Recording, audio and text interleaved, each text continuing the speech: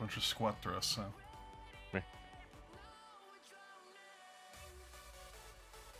Alright, time for another fun adventure of Everquest in the Plodule Caverns. Yay! Gin and Lope. Yo. So, we're basically gonna start with this mushroom here, work our way up the ramp to killing the things on the way until we get to probably 17 or 18 and we can start killing the bandits. Alright. Away we go!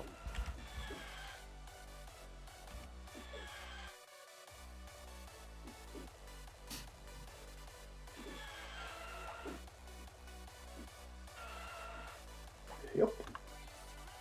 Probably help if I actually started buffing y'all. Yeah. I mean, it's the only reason we brought you along. I Oh, mean, no, we brought him along for him to heal us. The buffs are secondary, but very nice to have. And him buffing us does make his job of healing us easier. It's true. I want to survive out of spite.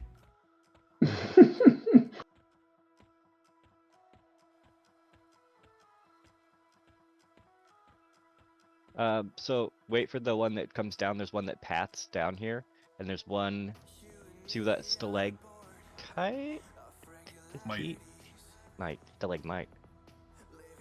There's a one that's on the other side of that stalagmite that spawns there, and then there's one that paths along this area where we're standing now. So we'll wait here for the one to path down, and we'll kill it about here, and then we'll go up and we'll get the one at the stalagmite. Alright.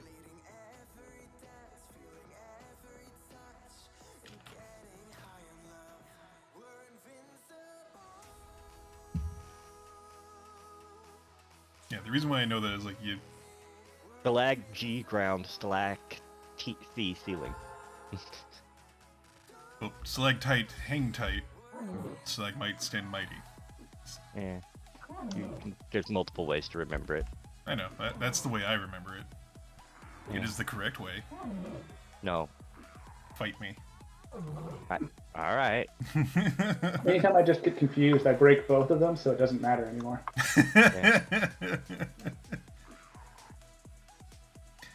See that rock formation? I believe that's just like, nope, doesn't matter anymore. On the ground, don't care. It is a rock now. Look at that. It's a sediment rock. See those mineral deposits? It's a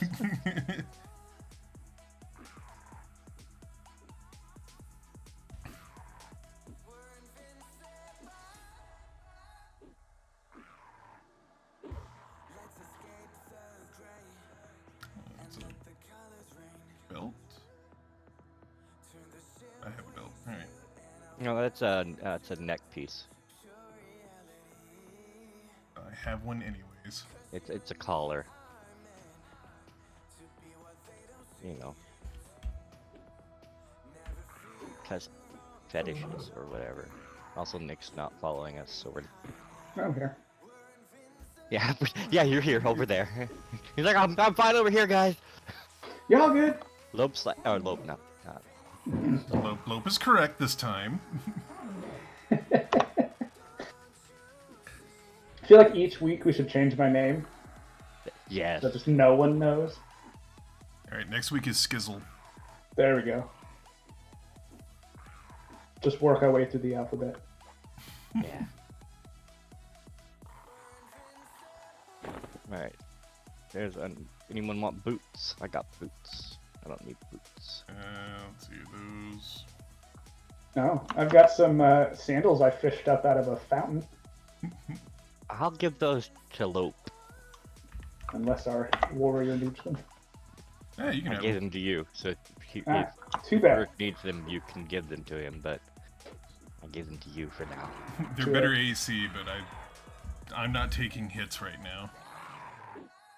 Yeah, we're not too far away from you guys getting chain armor from the bandits, so... Yeah. Fair enough. And then I can have real boy clothes. I mean, it's no plate, but No, but it would be less thongy. that's true.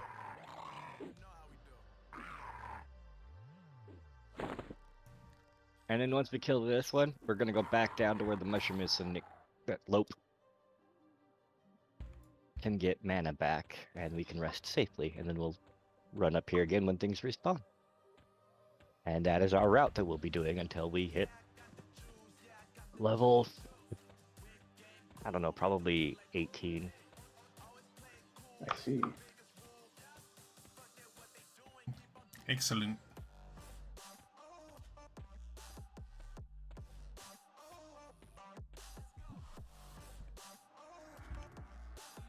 Ooh, I need a drink. I will be right back. Ah, yeah. Yeah, we're waiting for respawns anyway, and for Lope to get mana, so perfect time to take breaks if needed. Once that mushroom respawns, we'll kill it, we'll go halfway up, wait for the wandering one to come down, and then we'll continue up to the mineral deposits, kill that one, and then the one over the little ridge, and then we'll run back down. Just pretty simple. Mushroom's already back, just need Rook back and Lope mana.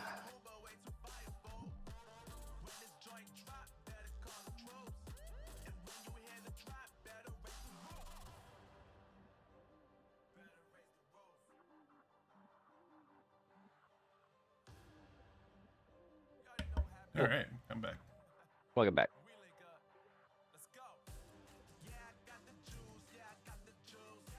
I just had a great idea for this. Yeah. Actually, no, it probably wouldn't be that great. So I have a cycle next to my desk that I ride to lose weight and everything. And if I get a standing desk, I can put it like right up to the desk then and just game and Cycle, ride. will you? Yeah, you could. But it would be horrible for streaming because I'd just be huffing and puffing into the microphone. Well, don't do it when streaming. But I Or could. just- You could, but you also don't stream all day, every day.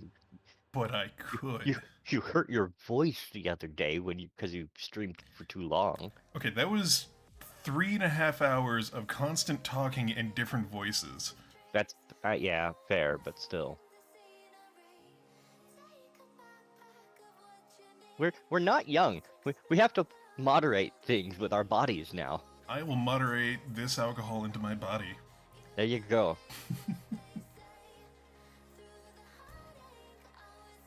We're not old either. We're middle-aged now.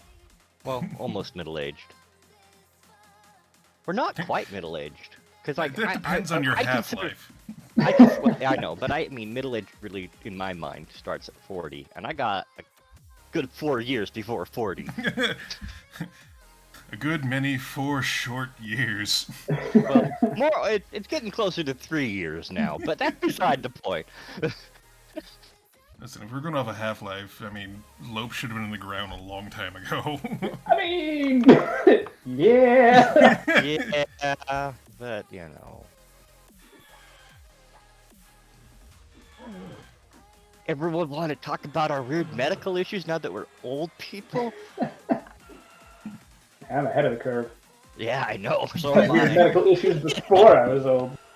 I am 36 years old and I already have arthritis in my knees and I've got gallstone issues and of course you're worse, Nick. Not Nickalope. It's like a jackalope, but Yeah, but Nickalope. Is that how they came up with the name Nickelodeon? Who knows? Actually, that was based on an old fucking like short animation machine. Oh, you're right. I forgot about that. Yeah, you'd put a nickel in and you could crank it and like watch this little, like basically flip show. I went to some... was it in Reno? There was some place I went to that was just like old-timey stuff and it had one of those in there. It was really interesting. Right? Yeah. And I think I watched like one of the oldest pornos. Yeah, dude, that's what they were. I mean, the more things change, the more they stay the same. Yeah. Nope, come back. But I want to kill. Yeah, I know. We're gonna wait for it here and kill it here.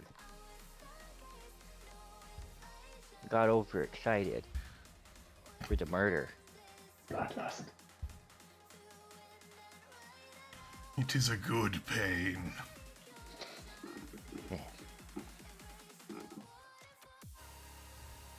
Just kind of realized looking at my character, I've got some strong can I speak to your manager energy going. Yeah, you definitely have the Karen face of the Yeah. of the cat people. The Vashir. It's really the chops. Yeah. It is, you know? It's the weird straight hair pseudo sideburn look. I believe that hairstyle is called the flapper? Might be called the I don't flapper. know. All I know is we got big cheekbones. True. I'm looking at the back of my thighs and I've got some serious tonage. Yeah. If you look at the back of like my head with shadows turned on, it makes it look like because of the way the lighting works, it makes it look like I just have a really wide jaw with a big fluff of fur. I mean, yeah, that's kind of how the model is designed. Yeah. I think that most of that's supposed to be just longer facial fur, but I don't know.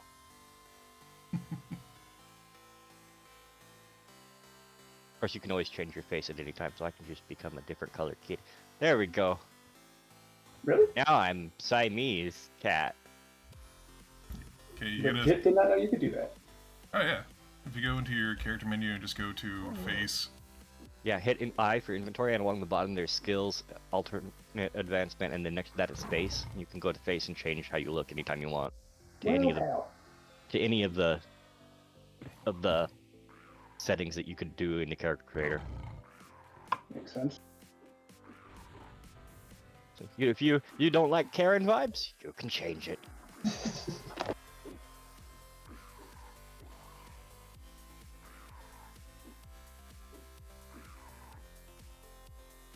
I like the tiger one though, because that I match my warder that way.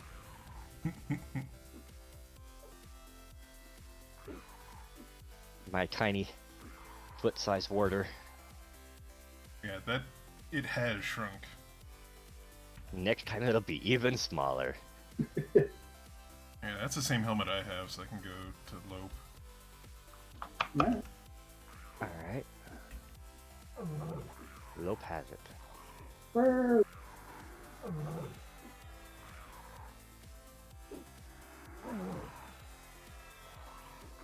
So it's funny, I have my drinking cup in front of the, like, bottom left corner of my screen. And that is where Eris decided to come up and drink, so then I had my orange tabby cat and two tigers all grouped together in the same corner of my screen. Cats of one kind stick together. I like the stretch for that. It was good. That was, yeah, I appreciate it. A for effort there. There was no effort in that. Yeah, I was gonna say, there's absolutely no effort behind that. It's just, A for enthusiasm, I don't man. not all that wonder were lost, but damn, that was.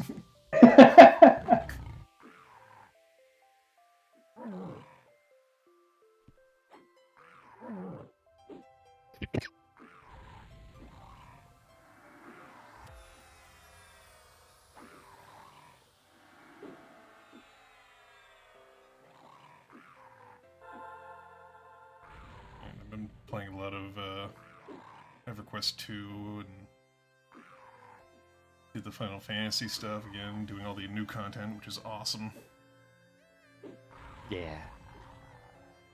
And then we're doing all the content in 11.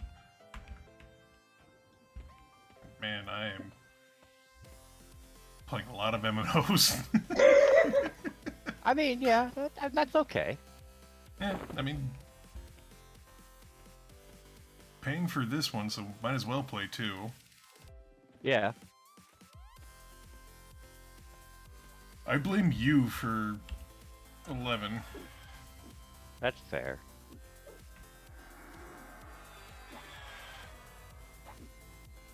I need to get back into 14. haven't played it in a while.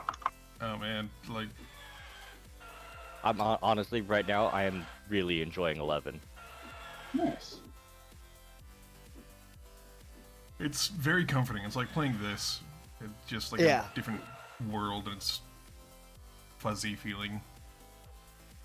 Well, I also personally think that the graphics on 11 are better than this, but it did come out later. Yeah. Yeah, a good while later. Mm-hmm.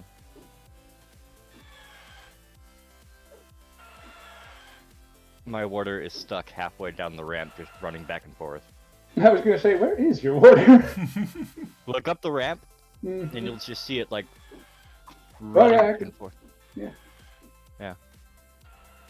It's the presidential fitness. Just gotta prepare for it. Mm-hmm.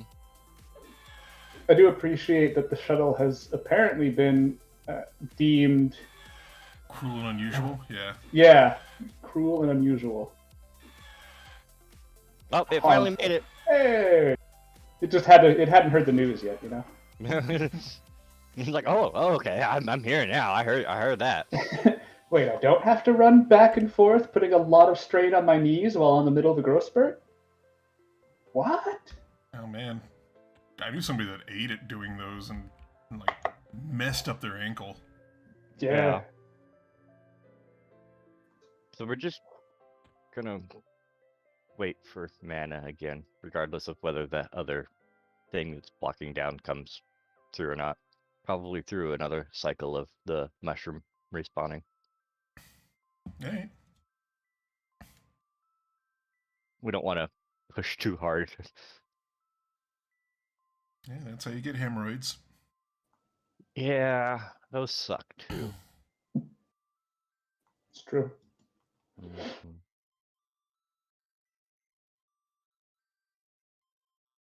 Man, we're old. I mean, No, man. Well, that's a universal thing. It's just, yeah. I mean, I had hemorrhoid issues even when I was young. So, gets into diet a little bit, you know. But I guess I'm just really lucky. It's because you're tall. yeah. I don't see how that factors into anything. Everything's Longer a squatty digestive potty tract. if you have to squat for everything. Fair, I guess. Yeah, man. I work for alternate medicine college. All of the bathrooms have squatty potties equipped. It was a bit of a culture shock at the time. Dude, every time I hear about your job, it just hurts my soul. Yeah. Is he gonna fight us? No. Alright. He stopped right there. We're just out of aggro range. I know this zone too well. Yeah, I mean, he like snapped you like you said something dirty about his mother. So No.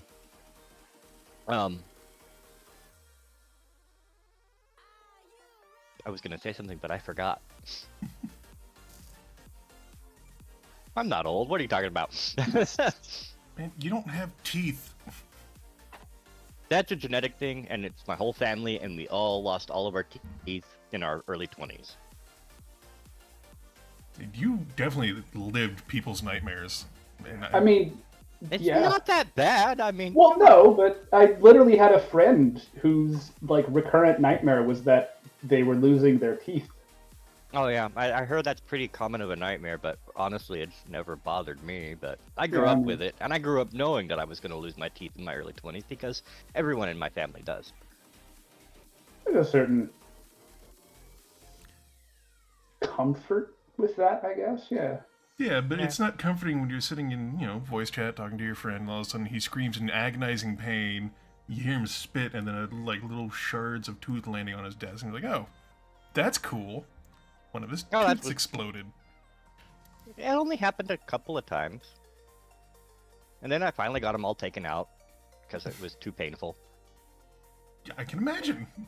See, like teeth falling out, I had a different idea in my head about how that particular phenomena came about and like the nature of it, but like the fact that they would like shatter, that sounds uncomfortable, yeah.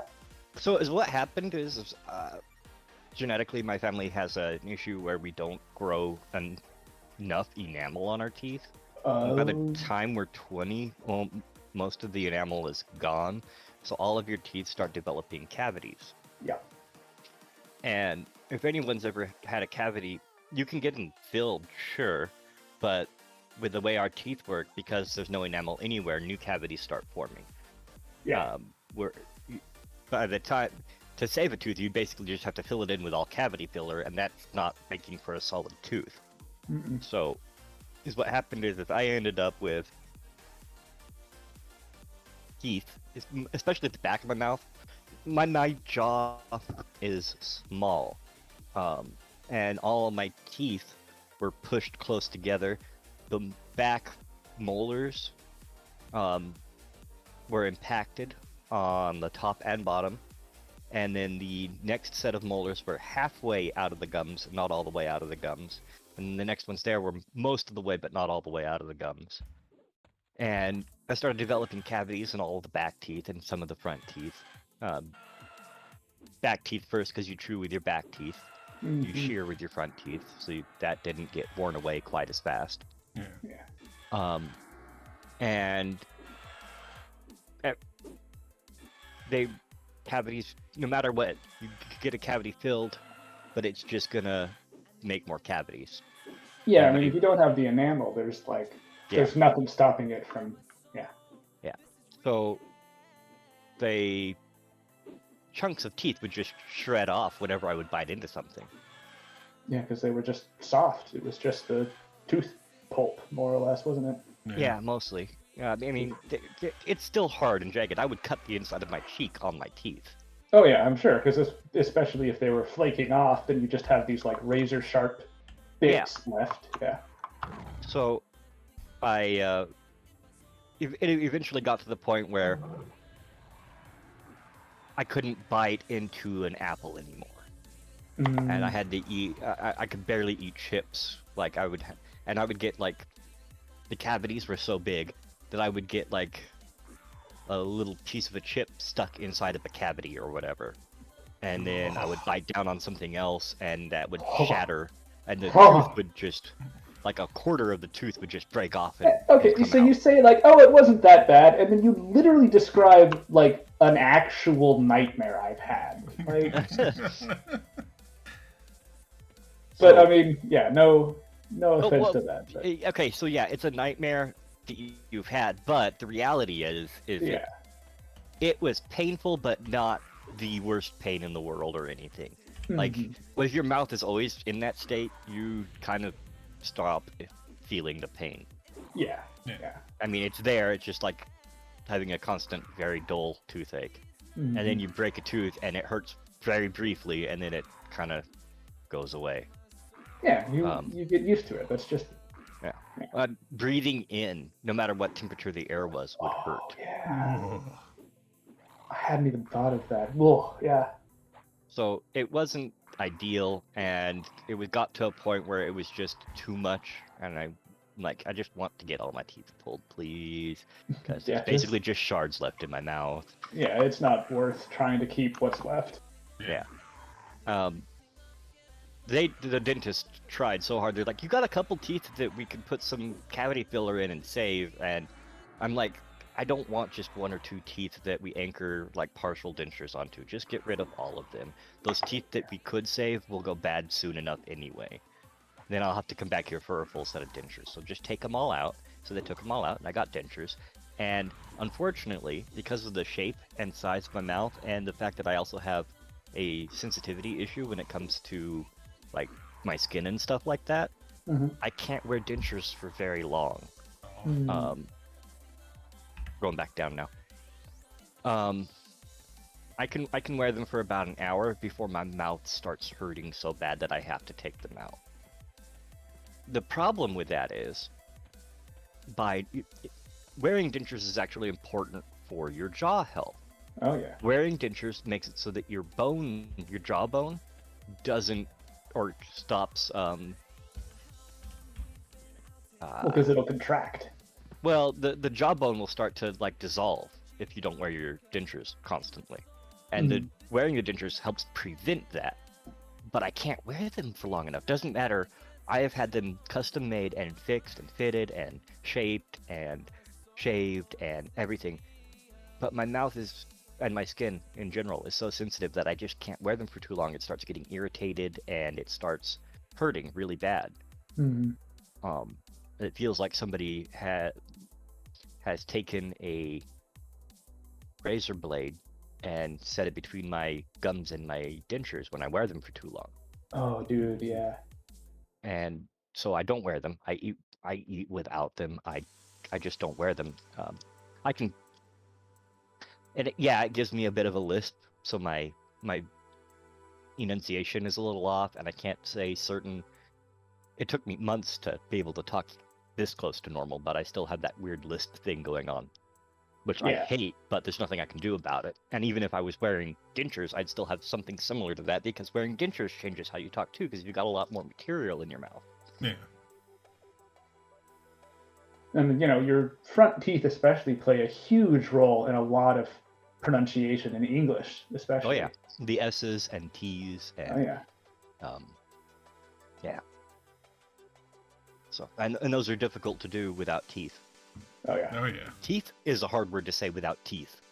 Right? It's kind of, yeah. Mm-hmm. And it took me a long time to learn how to make some of those sounds again. Now it's more natural. I can talk without having to think about it. But for a long time, certain words, if I want to enunciate them properly, I have to think about still. And it's been years since I'm 36 years old, and I got my teeth removed when I was like 24, 25? Something like that, right, Rick? Yeah, somewhere around there. Yeah. Picking this guy? Yeah, we're gonna... But yeah, you picked up a lot of words real quickly and were able to talk normally ever since. Yeah, well, that's because I would sit there for hours just trying to pronounce the letters that I had problems with. Like, think A, B, C, D, E. I would literally sit there and say the alphabet as my primer for learning how to pronounce the basics of each letter. And then, each letter is pronounced differently depending on where it is in a word. So then I'd practice words that I had problems with that used the letters that were harder to say.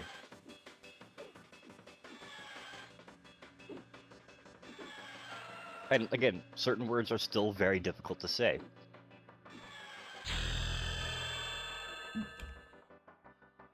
Hit 16. Yay, leveled up. I'm better at research. Yay. That's fascinating. I just got rank 1 research now. Nice. My pets decided to start running back and forth down there again. It's exercising. Yeah. Must be strong and grow big. Or shrink more. Maybe that's what it's doing. I mean, cardio. Who knows? Gotta burn those calories off to shrink more. If you want to get those gains, you gotta cut back on your cardio, bro. Mm-hmm. I need to do more cardio. Same. Actually, what I really need to do is just get some weights. I think that'll help me burn a lot more fat. Cardio's gonna burn more fat than weights. Weights will build muscle. Cardio's gonna burn the fat. You never see beefy runners and joggers because that burns fat and your muscles don't develop the same kind of musculature for strength. They develop endurance musculature by running. When you're trying to build like strength or whatever, you actually want to cut out cardio as much as possible to build strength and muscle tone. Especially if you're wanting that like bodybuilder look, you pretty much cut out all cardio for that, because doing cardio will reduce the gains that you're getting from the muscle building. Yeah. It will basically almost eliminate it. But if you want endurance, you do cardio. Cardio is going to build your endurance. Which is why cardio is more important for older people than like weightlifting and stuff like that is. Weightlifting doesn't do as much for older people. Older people have plenty of strength usually, it's just low endurance. Yeah. But the big reason why I want to do that is also I have a very low-fat diet and everything, and I'm just trying to activate my metabolism to start burning everything. If I can generate muscle mass, then that's going to burn more fat. And if I keep up the cardio and low fat intake, that should start bringing down my weight more. Mm-hmm. You could also do, and it sucks, but it works, is put yourself in ketosis. No, please don't do that. No. That is the worst. No, that is the worst advice for anyone. That is It's a really bad. hardcore thing. I'm not saying it's a good thing. It's really bad for you. Yeah. But there are certain benefits for specific people. You have to be it's like the people that are, currently going through kidney shutdown. Mm-hmm. So, It's for people who are going through kidney shutdown or children with epilepsy. Yeah. Because ketosis diets actually help epilepsy in young children. I mean, that's fair. They don't quite know why the fuck that is, but that is No, fair. they don't, but it does. It actually helps reduce epileptic episodes if you're on if you're in ketosis for some reason. That's the only reasons you should do it.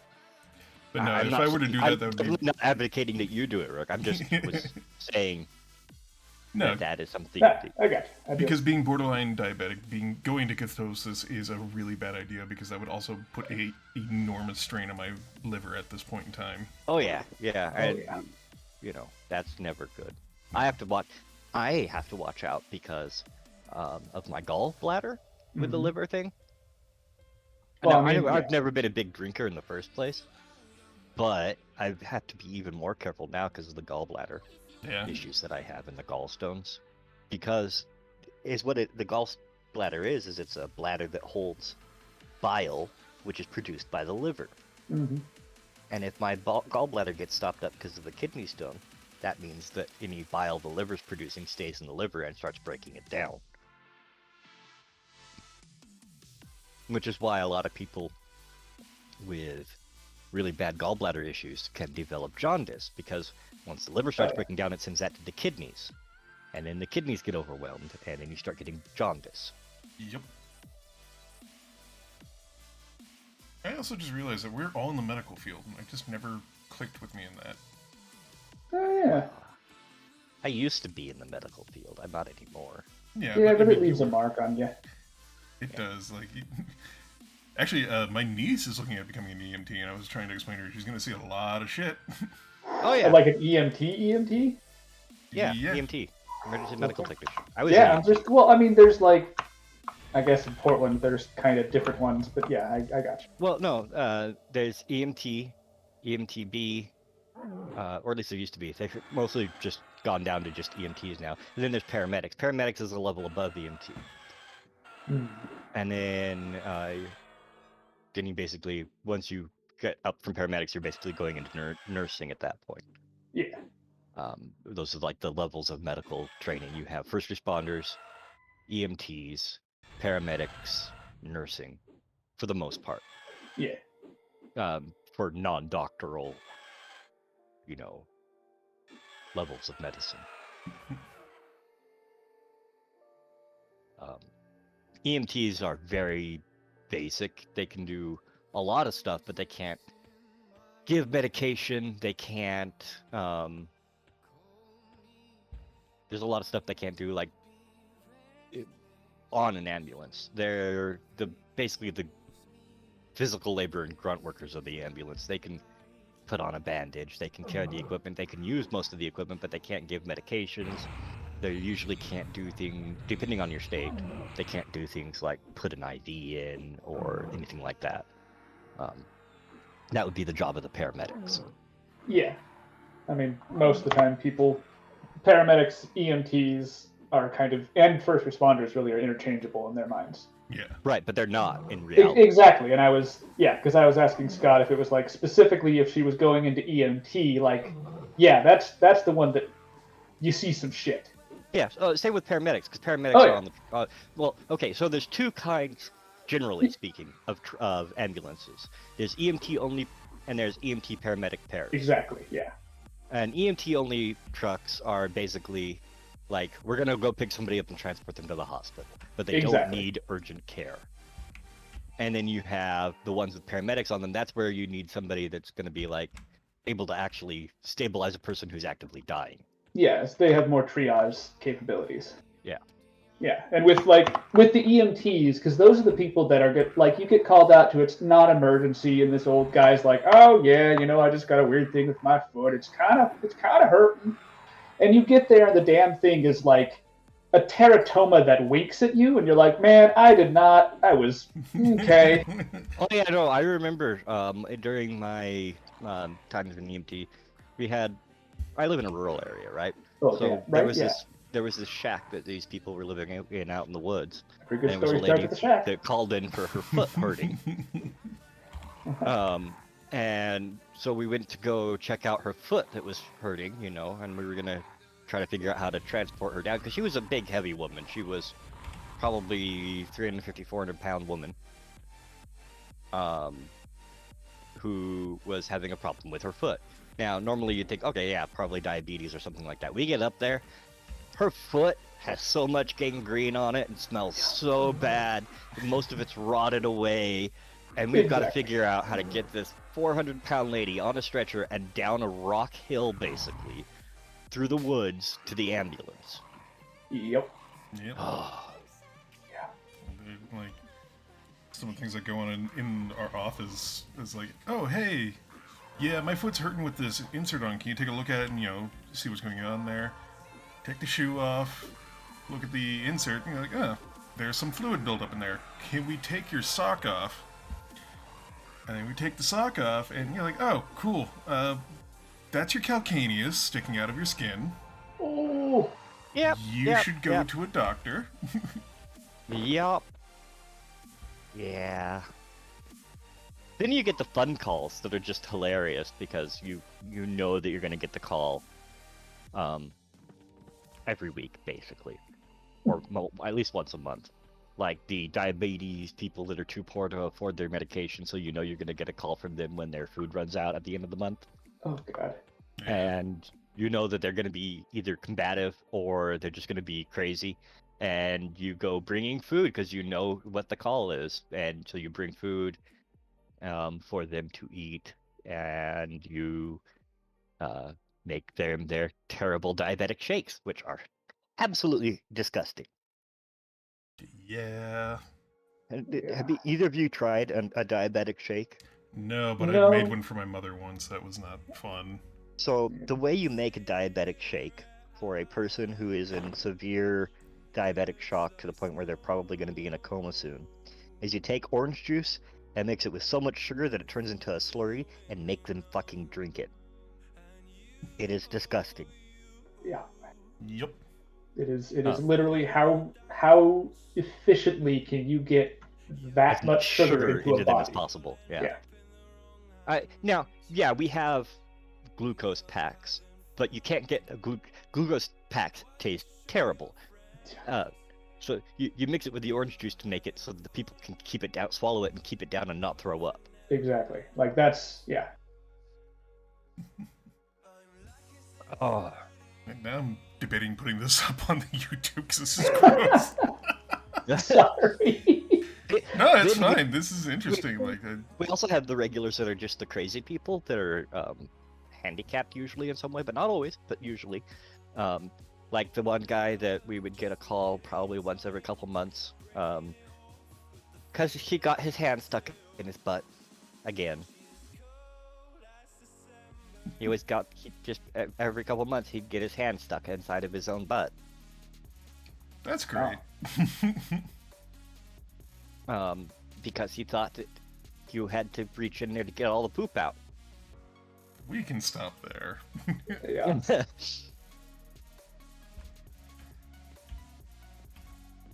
I haven't had anything like that happen around the office, but we've had people who were...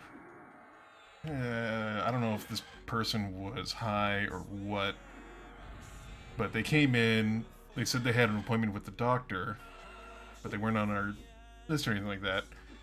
And then they pointed to this doll that we have sitting up there, it's an action figure of J.J. Arms. And who J.J. Arms is a famous detective who lost both his hands when he was a kid and had prosthesis for hands that we just have up there, promoting prosthetics and all that, and it was actually an actor. I think he was in one of the James Bonds or something like that, or maybe it was Hawaii Five-0 or something. Something along those lines, though. Yeah. He was actually a real detective, and I think he saved a actor's kid. I can't remember the name. Anyways, pointing to that doll and says, "That's my boyfriend, the doctor," and had a conversation with him. That freaked They were out. probably high. Yeah. Well, the front office came back, told me to go stand up front and watch them because they might be crazy. Also a And possibility, but I had them call the police, and apparently they knew about this person and they couldn't do anything other than just kind of shove them off. yeah. Right.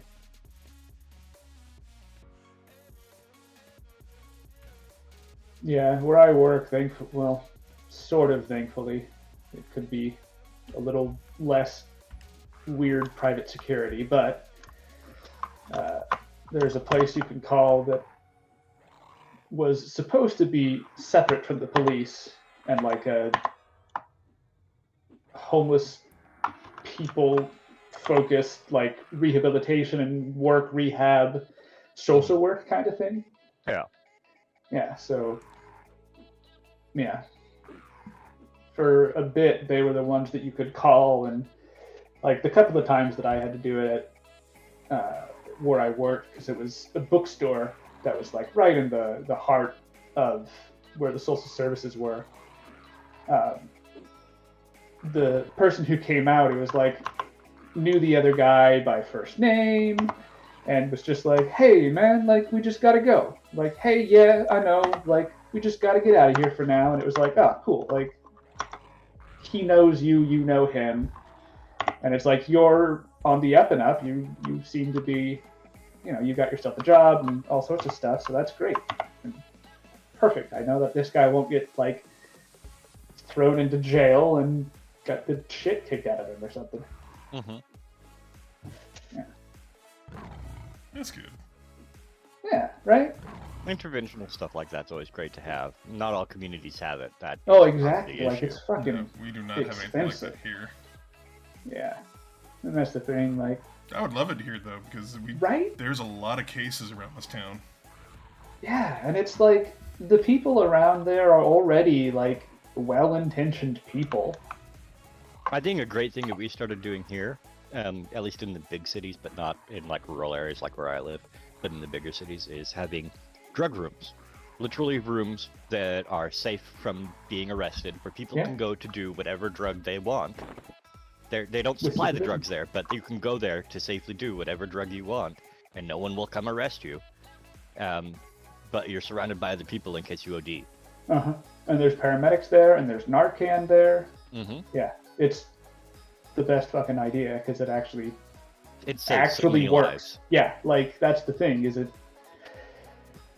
I They'll could go see there. that being abused pretty hard around here though. Oh, but man, that's the thing is you have to like. So what? So it gets abused a couple of times. You're still there for that, like. Yeah, because Taking it's those like you'll lives. always have that like 10% of the population that you probably won't save, but that means you have an almost guaranteed safety net for the rest of the 90%. Yep. That's And fair. it works. Unfortunate that we have to have something like that, but it works. It saves lives. Yes, in that aspect I do see that, but like Yeah. maybe some shady dude decides to run the whole thing. It's a lot more relaxed than you want it to be, and it turns into this big sort of drug party. That is not how those places are run. I understand I that. mean, And there's Yeah. regulations to them. and they're like no jokes regulations. Yeah. All right. Then yeah, I can That's the definitely thing get is behind that like they're expensive to set up because you need to make sure they're fucking like ironclad for that shit. Mm-hmm. But once you get them set up, they pretty much run themselves. Yeah. But yeah, I mean, like passing a initiative to do that where you live, work would, it would not go. No, it would not. It would not pass go. It wouldn't even make it onto a fucking ballot. No, like if I had any sort of legal sway in the city, yeah, I would absolutely be down for that, and I would even Right. like try and help run that because that would be great. Yeah. Not gonna happen. No, yeah. Unfortunately, they're not for every area, but in larger cities, they're a useful resource where these people are going to get high anyway, no matter what you do. Oh It's yeah, better to provide them a safe place where they can get high and get help if they need it than Yeah. just let them get high at home and probably die. And the thing is you can hire specific people. Like there are people that, like you, Burke, that would be like, yeah, I'd help run it. So it's like you start building through the community, and you're like, all right, so who's got the training, and who wants to work here? Like who believes in what we're doing? yeah. And most of them are run by volunteer organizations that Exactly.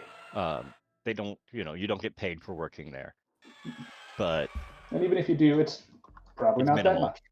Yeah. No, it's But it's these are non-profit. people that are, invested in making sure that people are that you're not technically allowed to do the drugs on site.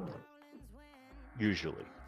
yeah. That's you need to get an initiative through to allow it in the legal sense, so then you can, and it's like this. Yeah, that's why that'll never fly in Burke's area. But is what happens is it's a place you go once you've done the drugs, Mm-hmm.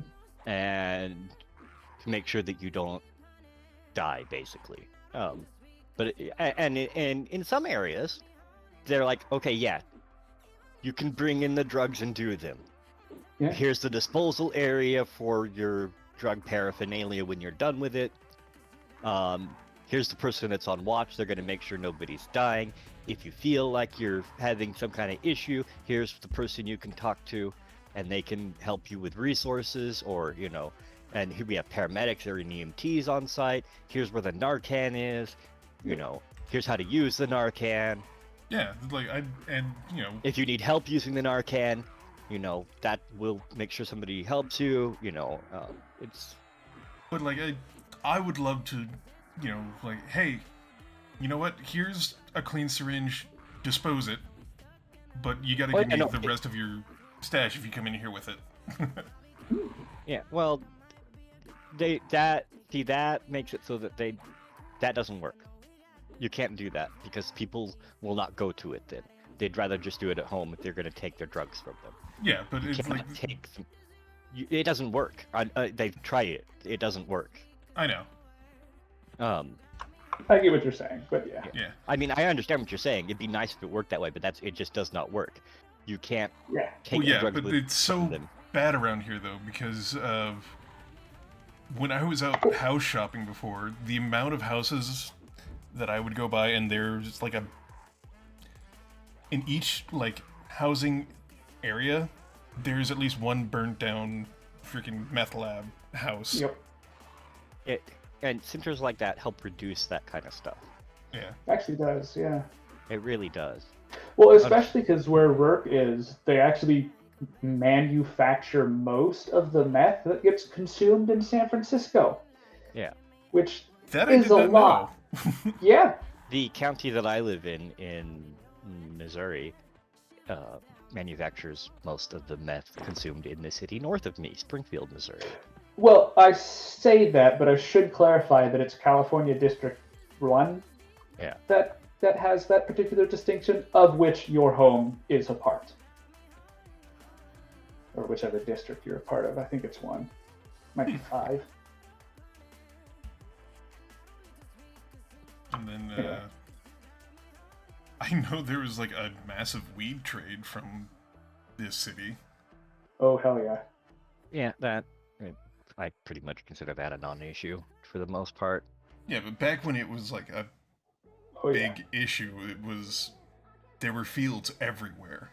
And Illegal it brought fields. in There a are still lot illegal of fields all money. over the place here. Yeah. I still don't consider it that, and it's still illegal here, but I still don't consider that a big issue. Yeah.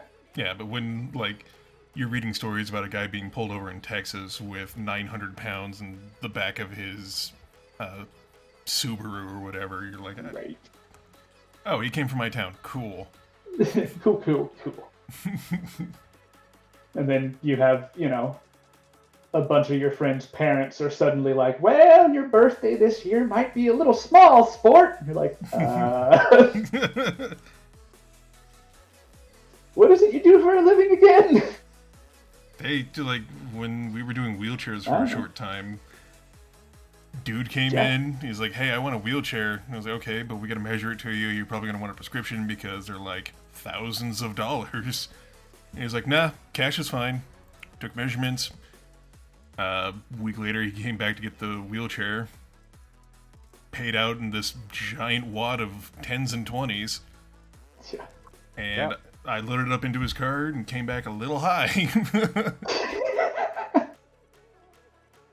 Yeah, sounds about right.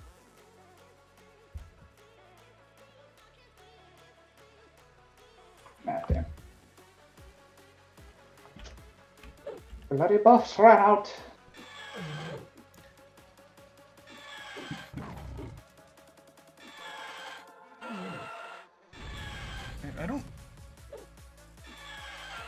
I don't like drugs. I know people don't see an issue with weed, and I see its benefits to people that can use it stuff, but the abuse of it and just a constant need of getting high turns people into bad creatures, and I don't like that.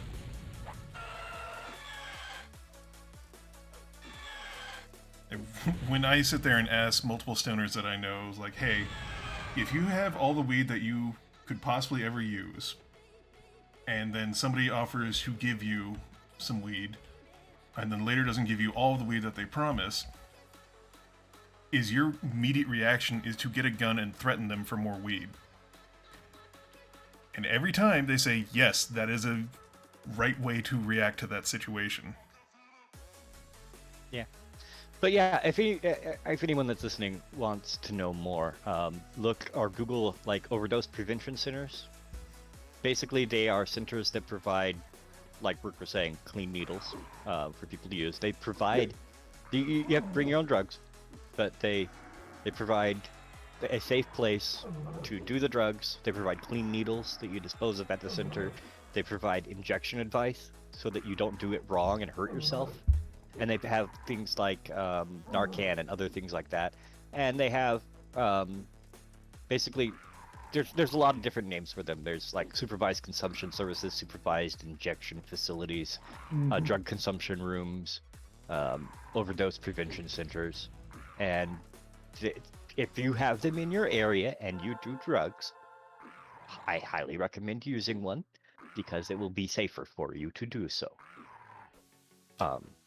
And you will not get arrested from them. They have a strong policy and legal protection to make it so that you cannot get arrested for doing drugs in these places. I would say watch out in certain areas where, especially smaller, large cities, the police department may not enjoy the fact that they have a center like that and might post people outside of the center to catch people bringing drugs in. But it's usually not done because the centers don't work to prevent lives. And there's usually an agreement with the police stations and police departments in the larger cities to not patrol directly around those areas and watch out for people coming in with drugs. Because they have agreements with the facilities and with the government so that those facilities actually get used because it's so much safer. They know you're going to do the drugs anyway, and they would rather you do them in a safe place than do them at home and get at risk for hurting yourself or killing yourself. So, like I said, I highly recommend if you have one in your area to use them. Utilize that. They're free, and they save so many lives a year.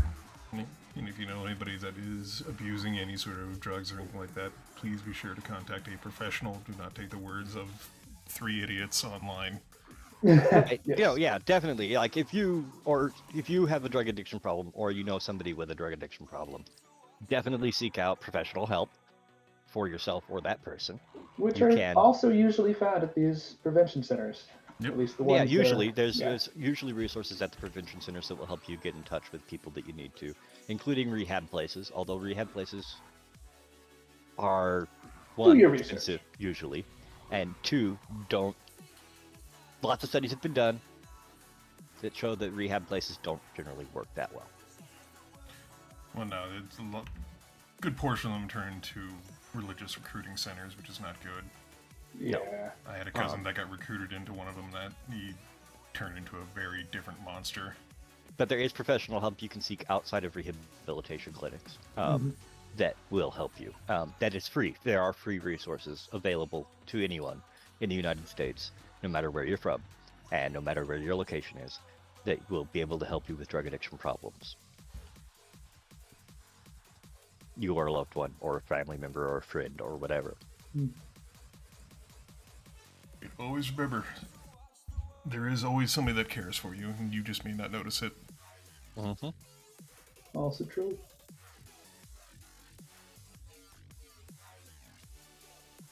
Well, Kind of digging that we're like car talk, but for weird, heavy stuff. Right? Look, man, we just go where the stream takes us. I mean, I wanted to say, like, man, if anybody's listening to this and has, drugs that they're doing, it's probably prescription drugs, and we probably don't have to worry about it. That's fair, but prescription drug abuse is also a thing that you have to be careful of and be wary of. Oh, yeah. That's true.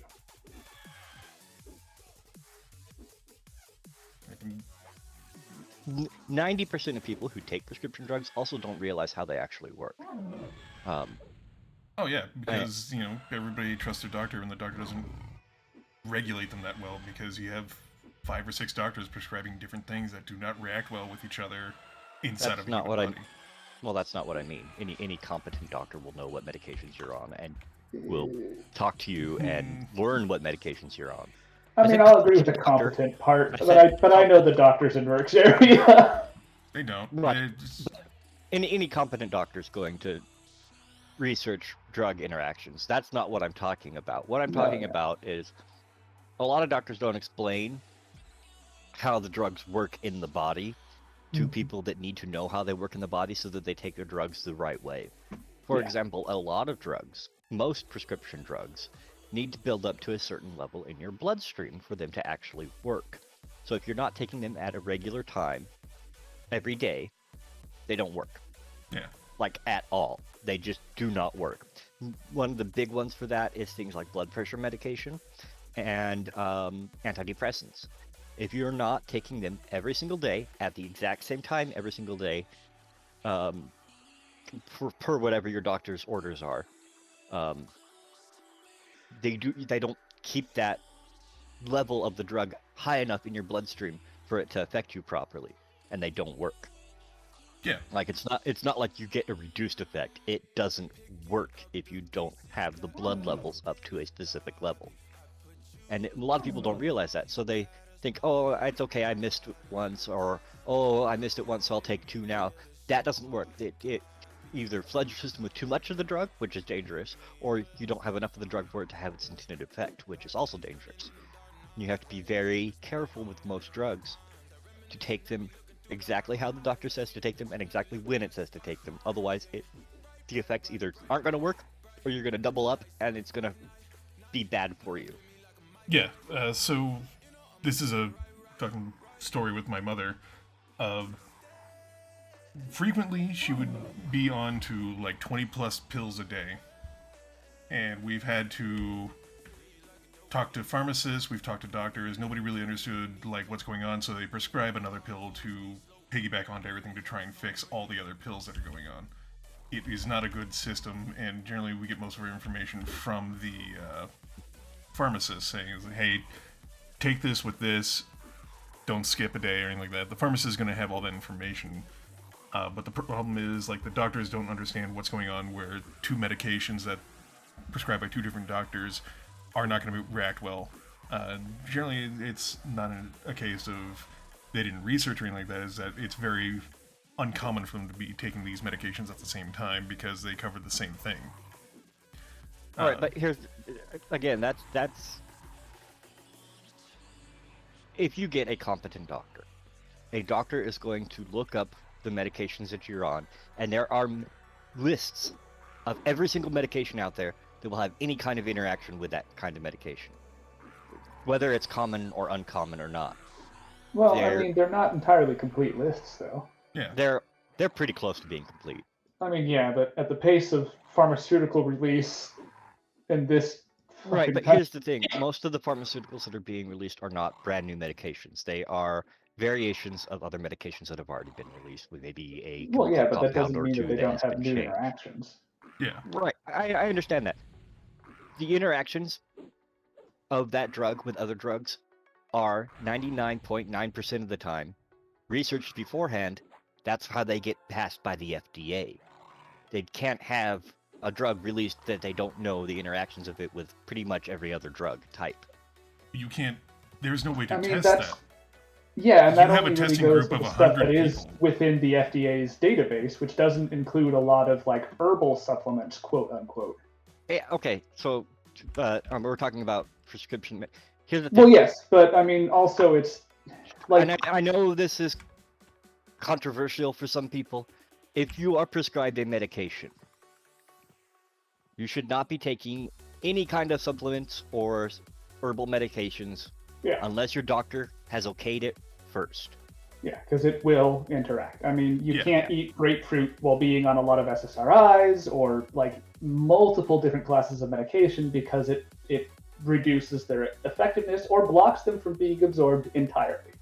And if you have, again, a competent doctor, your doctor will Yeah. tell you that, and you should listen to them. Well, yeah, but that wasn't something that was like known until a few years ago. Yeah, no, fair enough. But yeah, anyway, though. Yeah, but a lot of the stuff was 3 different doctors, one managing her diabetes, another one managing her neuropathy, and another managing her heart and blood pressure. We're all just laying on, like, I'm on this medication, I'm having this side effect from the medication. Okay, here's another medication to take care of that. And then going to another doctor, and I was like, I have these sort of symptoms and all that, and they keep prescribing more stuff to get 20 different pills to cover all this different stuff. Yeah, that is called incompetent medical practice. That's a doctor who is not... That's 3 different doctors. Doesn't matter. You had 3 different doctors that were not good doctors. Well, I mean, also in the area that work is, it's also there's no singular medical entity. Everything, like, the insurance is kind of the binding agent, but none of those doctors have anything to do with each other. They're entirely separate. Like, literally, they don't even have access to each other's medical records. I understand what you're saying. Problem is, a doctor who is a competent doctor, a good doctor, will not ask just what symptoms are you having? Okay, prescribe you this medicine, take care of those symptoms. They will get a full medical history and figure out exactly what all medications you are on. And research, before they prescribe you anything, what interactions the drugs that you are on currently, the known interactions of the drugs you are on have with each other, and what drugs could be prescribed based on those interactions. And there are huge databases that every doctor's office has access to. Yeah, but that's not true, they can look though. up. What do you mean that's not true? Well, because, like, I've been in several and, like, adjacent to multiple others where it's like, theoretically they have access, but in order to actually get that information, it requires a massive someone paper trail. to know. Yeah, like someone to actually understand how to navigate that bureaucracy, which a lot of the, and this is, I'm not disagreeing with the competent thing, but I don't know. There's a lot of doctor's offices where work is, and that's where I grew up, where their access to that information was spotty at best, and it wasn't necessarily something that was within their power to fix. And another issue with it is that we do not have enough doctors for this kind of community because this is a retirement community. So most doctors are well over to be worked. licensed as a doctor to practice medicine, you are required to maintain access to those databases at all times, Uh-huh. I would say that that would mean that the doctor's office or medical facility or doctor themselves, if they don't have access to that information, would not be counted as a competent doctor at that point. Okay. In my opinion. I understand. Yeah. It's much better now than it used to be when doctors used to have basically libraries in their doctor's office of books of medical interactions with drugs. Right. That's why pharmacies exist, is because not every doctor wanted to have that. And so the pharmacist's job was to see what the doctor was trying to prescribe and what for, see all the medications that a person was on, and figure out which medications that person could have that would have the same effect as the ones the doctor was trying to prescribe. And that's the thing Nowadays, Like a those lot of- databases are available to doctors. They can get closer to the right medication that's needed, and then the pharmacy is still expected to provide that service of the drug interactions. Pharmacists have a lot of education and training that's supposed to. Pharmacies, unfortunately, though, are.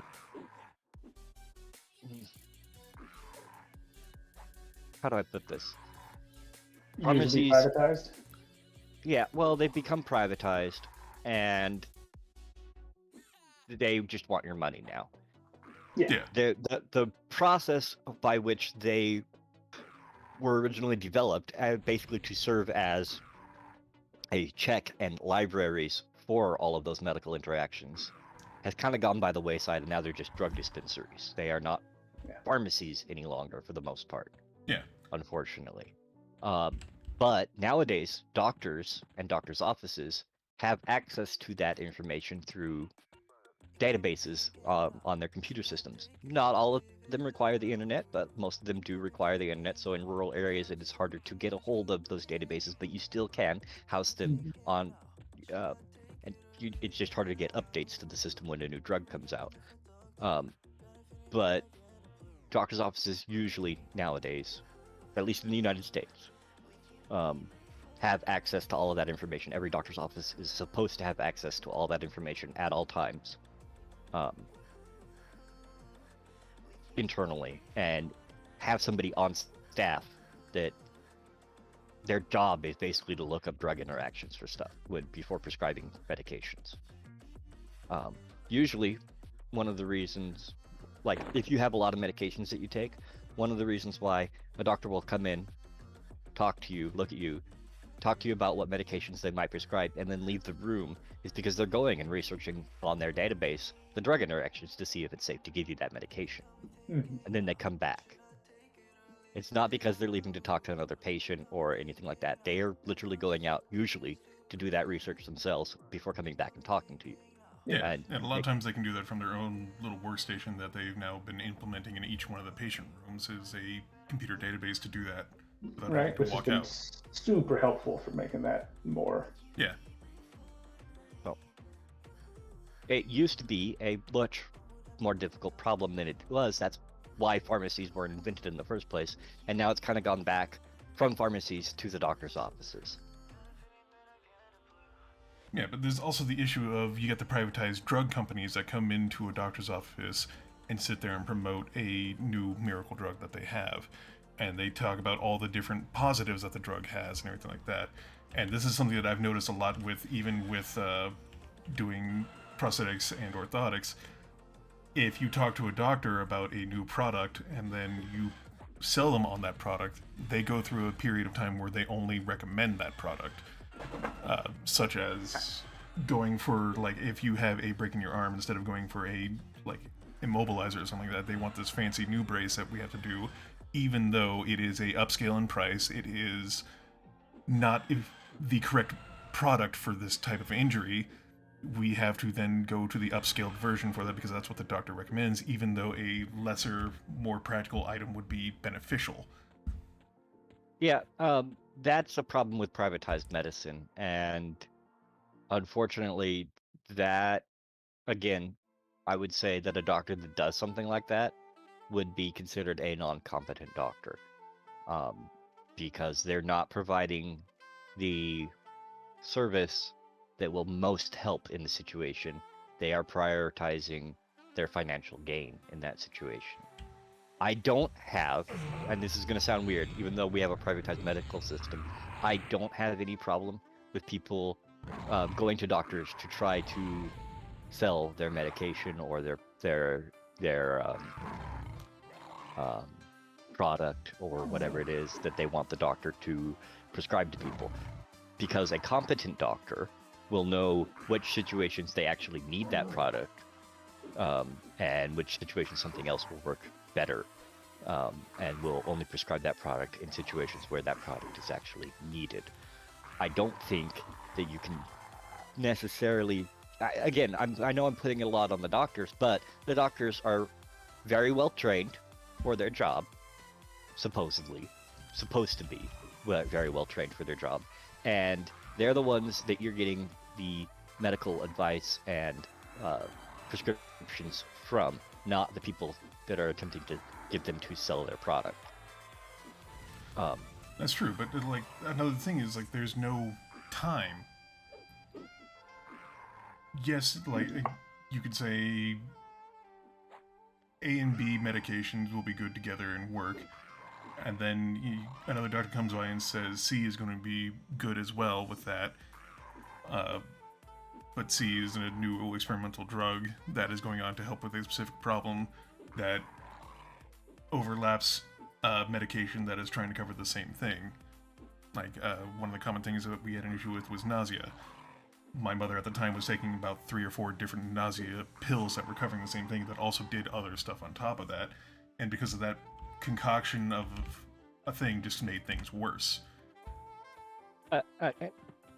Again, I would say that the overprescription of the medications to fix a single problem like that is, again, a competency issue with the doctor, not with... But they were 4 separate different nausea solutions for 4 different pills that caused nausea from 4 different doctors. They were all doing their due diligence, but they were all doing it at the same time. I mean, but also there's the instance of like, the interactions of A and C, B and C, and B and A, and so on and so forth, but do you know what the interactions are of A, B, and C all in sequence? Like, you start getting into permutations issues there, where it's like, well, how many people have had these 3 different drugs made by 4 different manufacturers, so we're not sure which ones, all together? And again, there are databases that will Yeah, help but solve dude, those. that's like... Here's there's the an thing. infinite number of interactions if you start doing that. Yeah. Here's the thing, though. You can find alternatives that do mesh together. That's the issue. I'm not saying... but if you don't know if it's going to have an issue, and you're like, well, then you there's don't no prescribe it. And if you do, you're an incompetent doctor. If you Yeah, prescribe because it doesn't exist, dude. Like, yes, okay, you can say it's an incompetent doctor at that point, but that's also like, that requires research. Which, again, so here's what I'm saying. Okay. I think we're kind of butting heads against the wrong thing here, because I'm arguing one thing and you're not arguing. I'm not even sure that what you're thing. arguing, honestly. So, I'll be upfront on that one. Yeah. Okay. So let's say, it's kind of a wiggly really snake, simplified. Okay. We've got a person on a blood pressure medication, and we've got them also on a antidepressant, just for an example. Okay. Okay. And because of the blood pressure medication and the antidepressant, they're having nausea issues. Let's say, Work's mom. So a doctor comes in and says, "Well, this is a nausea medication. Let me look up the drug interactions with the nausea medication with both of these drugs." And for some reason, no one's ever taken all 3 of these drugs at the same time. Mm-hmm. The doctor should look for alternatives of 3 drugs that have been taken at the same time, see what the side effects for those drugs are, and inform the person that they're talking to, okay, this medication and this medication that you're taking are causing your nausea issues. Probably, because we see drug interactions between those two, sometimes causing nausea in people. This drug is commonly taken with those two drugs to help with the nausea issues, but it can cause these problems. And if you're taking this drug with these other two drugs, you probably shouldn't be taking these drugs, which are known to also cause problems. Are you taking any of these drugs? That's how it should work. Okay? Yeah. Okay. Because there's known interactions with most drugs, with most other drugs, unless it's a brand new drug. And if it's a brand new drug, there have been trials done with the most common drugs being used in tandem with it. Yeah. And you can inform the person, hey, also, if you find any other interactions happening that aren't listed here, please come back to us and talk to us, and we will decide where to go from there, whether it means you need to stop taking one of these 3 drugs, or if we need to switch to something else, or switch any one of those 3 to something else, or anything like that. That's the way it should work. Unfortunately, incompetent doctors will just prescribe a medication, send the person home, and then when they come back with another problem, prescribe them another medication to fix that problem. That means that they're an incompetent doctor because they're not doing their due diligence to figure out what the actual problem is. Yes, so, okay. But the thing is, yes, the first way you've described everything is exactly how doctor's visits go. But, let's say I am Specialist 1 and Lope is Specialist 2, who are in different suites and are treating different things, like, let's say, neuropathy and, I don't know, something else. And we prescribed other medications. Now, you've already created a concoction that should, in theory, work. I have to then make another concoction by prescribing a drug that I know of, and I know the side effects of because it's something that I work with commonly. Like a common neuropathy drug that also has specific side effects of certain things like irritability or something like that, and I have to prescribe something on top of that. Now we have 5 separate different drugs that we need to make sure that all of them are cohesive together and not going to cause issues. And then we go over to Lope for another specialist doctor who is adding more onto that to treat a different problem. You now have an infinite cluster of possibilities and combinations that there's no way that you can You're making feasibly... it way more complicated That than is it needs to common. be. That is common. That is just how it is. That is how it is. That is how my mother was. I understand. That's because she was going to incompetent doctors. I am No, telling you right now. like the way that the I medical field is cannot set up- accept that. Because that is just how it is in medicine. Like It's a not lot. how it was intended to work. It's not how it's supposed to work. And anyone who does it That's that how it way is an Like, incompetent there's doctor gonna who's be not an doing it right. infinite number of There are systems in possibilities place because to humans are prevent. like that. There are systems in place to prevent those kinds of things from happening. Yeah, but it's not a perfect system, is No, what I'm it's not. saying. No system's going to be Yeah, perfect. exactly. But I'm by I'm not disagreeing. It's like the tools are there to address it, but any doctor they're- that's not using those tools is therefore, in my opinion, an incompetent doctor. That's all I'm saying. no, I cannot accept that because these are at the edges of known. Like no one knows. There's no way for them to be able to anticipate this because it is just. It doesn't even matter. Like we're still finding interactions with insulin, like I understand artificial that, insulin. but a doctor.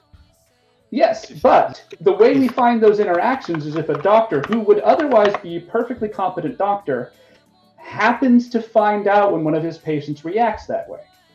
Would that be an incompetent doctor to you? No, but Okay, well, that's all I'm saying. Here's what I'm saying. An incompetent doctor is someone who prescribes a medication to somebody without knowing what other medications that they're on, what interactions those medications could possibly have that has been documented. Yes, I agree. And doesn't consult with the other doctors that have prescribed the medications.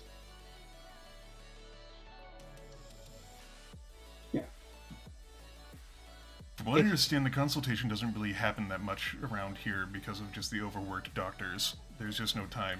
Frequently, we even have a doctor here that I had to take my mother to that scheduled people every 15 minutes, but only saw them every, 2 or 3 hours between their appointment and when they were able to see them. I am sorry, that is not an excuse. No, I agree. And because in my opinion, since that is not an excuse that is acceptable, that makes those doctors incompetent. Now, see, here's the thing. Like, I think the issue is that your criteria for competency I find too restrictive for like the things that I have witnessed firsthand going on in doctors' offices. Like, it's not really a question of competency at that point. It's trying to work within a system that has inherent flaws and weaknesses. You can be as competent as possible operating within that system, but it's still going to have issues. It's not really a personal failing on the behalf of the doctor at that point. I don't necessarily. I think that there are gap cases where you're talking about fringe cases where there are unexpected issues. Well, I I'm mean, talking about in general, doctors are not utilizing all the tools that are available to them, and if they're doing it because they're overworked or because they're taking on too many patients and cases, that is directly on the doctor, not on the system. The system is flawed. I agree. The system isn't perfect. But if you're not utilizing the system, that's on the doctor. Yeah, but I mean, if you're saying the system is flawed, what if one of the flaws in the system is the time it takes to navigate the system? There's 24 hours in a day. I don't care how competent someone is, they're not going to give themselves 25 hours. That's just impossible. I understand that there are time issues. It doesn't change the fact that you should not prescribe a medication for expedience only. No, I gotcha. Yeah. It does not excuse the doctor for doing something like that.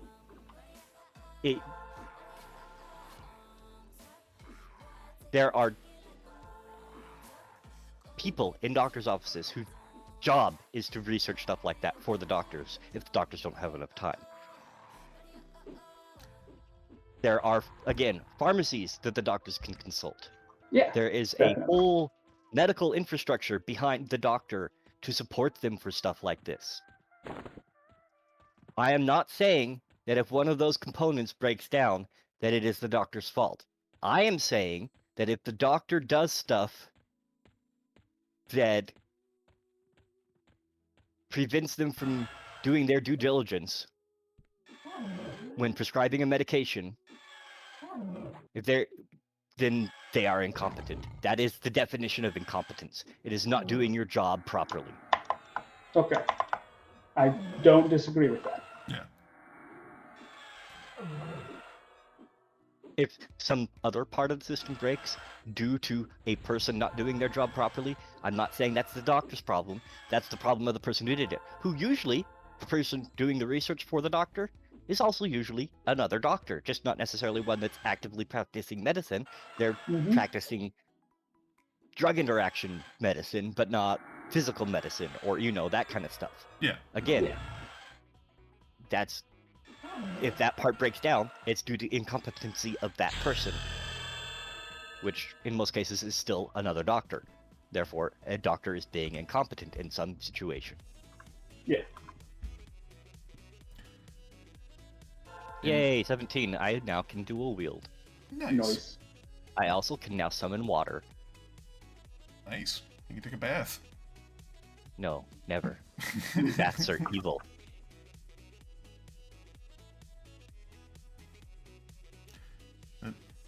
Also, another issue that I will bring up here, and that we can be done with this whole thing. Maybe. God, I hope so. Is there's also the issue with insurances. Oh god, yeah. When you get prescribed something, you go to the pharmacy. This medication isn't covered by insurance. You could get a generic one, but that could be more issues. And that is just a whole nother layer of complexity to the entire system that shouldn't be there. Yeah.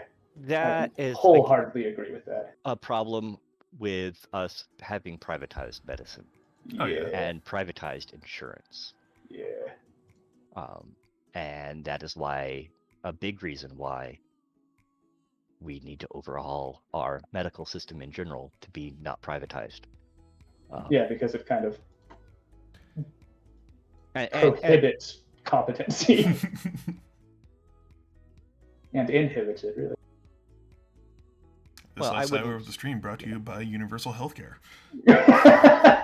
Well, okay, but in all seriousness, there, just because our medical system, air quote, works, doesn't mean it's the best system. And yeah, privatized medicine may have its own issues, but it gets rid of a lot of the problems that we have with our medical system. It solves so many more issues than it creates. Well, it solves so many more issues than it creates. It's not even funny. Unfortunately, privatized medicine is big business. It makes a shit ton of money. Oh yeah. And the lobbyists for big medicine, privatized medicine, have so much money to work with that it's probably not going to happen in our lifetimes or our children's lifetimes or their children's lifetimes in this country. As much as we would like it to be that, it's just not going to happen. I mean, it might happen within our lifetimes when the collapse happens in a couple of years. I wouldn't call it having. Here's the thing: studies have been done and showing that in like a country with any kind of collapse like that, they're more likely to move back to privatized medicine than move away from privatized medicine. It's actually more likely to be even more privatized and worse in a declining country than it is in a country that's doing well. Yeah. Unfortunately, historically speaking, privatized medicine becomes more prevalent in declining countries than social medicine. Yeah. Yep. But it's, from what I've seen from just listening in onto the insurances practices of things, we're already kind of in a universal healthcare thing because everybody uses Medicare as a baseline for a lot of the pricing and everything like that, and then insurances and everything on top of that just adds money on top that of it. is completely affected by the prices that are set by the pharmaceutical companies and the medical device companies, which are highly inflated over the actual cost to produce those products. Yeah. So it is not privatized medication, and it's not a path towards privatized medication, unfortunately. It is a stopgap feature that will break down and not work and actually cause lots of issues if we were ever to move towards standardized medical care, not standardized, non-privatized or social medical care. A system like that is actually detrimental towards moving towards what we want from a system versus what we have now, unfortunately. It actually keeps prices currently higher than they would be without it. No, that's what I Unfortunately- mean. Like, everybody's using the baseline for it and inflating the prices off of what the standardized amounts would be. That's why everything is either a supplement to Medicare or a replacement to Medicare, because they don't go off of any other things and they just funnel in money. Yeah. Insurance itself, I've always considered to be kind of a scam. Oh, it is 100%. All kinds of insurance are basically, in my opinion, a scam. They come up with so many ways to not pay out any kind of insurance that you can get, and they force you to pay so much into those insurances in the first place, and it's money that the original idea for insurance would work great if it actually worked that way. Unfortunately, it does not. The original idea was basically you pay into this thing sort of like it's a savings account, and they take some of the money off the top, but you get to keep most of that money to use when something bad happens. Like, say, we'll go for the simplest form, auto insurance. let's say you pay a certain amount of money per month into this savings account for your auto insurance. The way it was supposed to work is they would take a little bit off the top, but they would basically be holding that money for you, so that when you needed to use it, you could. So like your tire blows out, you could replace your tire with the money from that fund and not have to dig into your own bank account and finances. Yeah. And that money would basically just sit there held for you. That is not how it works now, unfortunately. The companies take the money that you make into payments, and they use that to pay all their staff and their buildings and stuff like that, and do everything that they can to avoid ever having to give you any of that money back. And unfortunately, it's been codified into law that you have to have car insurance. And because it's codified into law that you have to have car insurance, the companies that provide that insurance do everything that they can to prevent you from pulling that money back out. And most of the money that you're putting into those companies, you'll never see again, no matter what. Okay. It's basically a complete, utter perversion of the original intent of the system, and it no longer works even remotely close to the way it was supposed to work. Yeah. Like, when my bedroom flooded, I tried to make a claim for that, but it was, it would fall under the wrong definition of what the damage was, and they wouldn't cover it. Yeah, which is laughably wrong. Yeah. The original idea was supposed to be that money for you to use for whatever specific purpose you've put that money away for. Like auto insurance would be to fix anything with your auto that's wrong. Health insurance would be to fix anything with your health that is wrong. Yep. But that's not the way it works anymore. And because you're forced to pay it, you're forced to spend money that you'll never see. And the amount of money that you spend on it is fucking ridiculous. You spend more money on car insurance per year.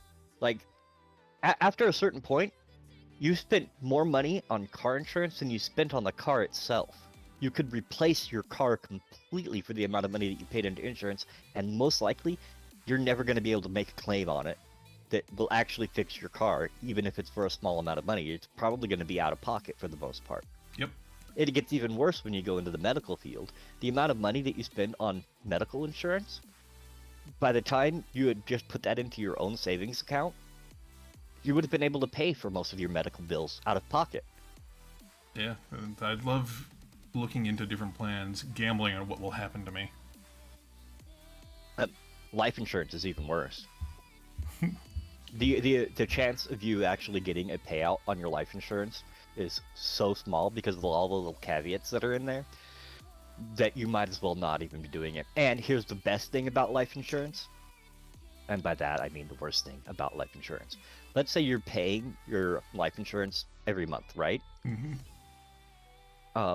If you stop paying your life insurance, all of that money that you paid into it goes away. You miss 1 month. The $1 million that you put into this policy, paying into it, so that your family would have that $1 million when you die. If you stop paying for 1 month, all that money's gone. The life insurance company keeps all of that money. You don't get any of it back.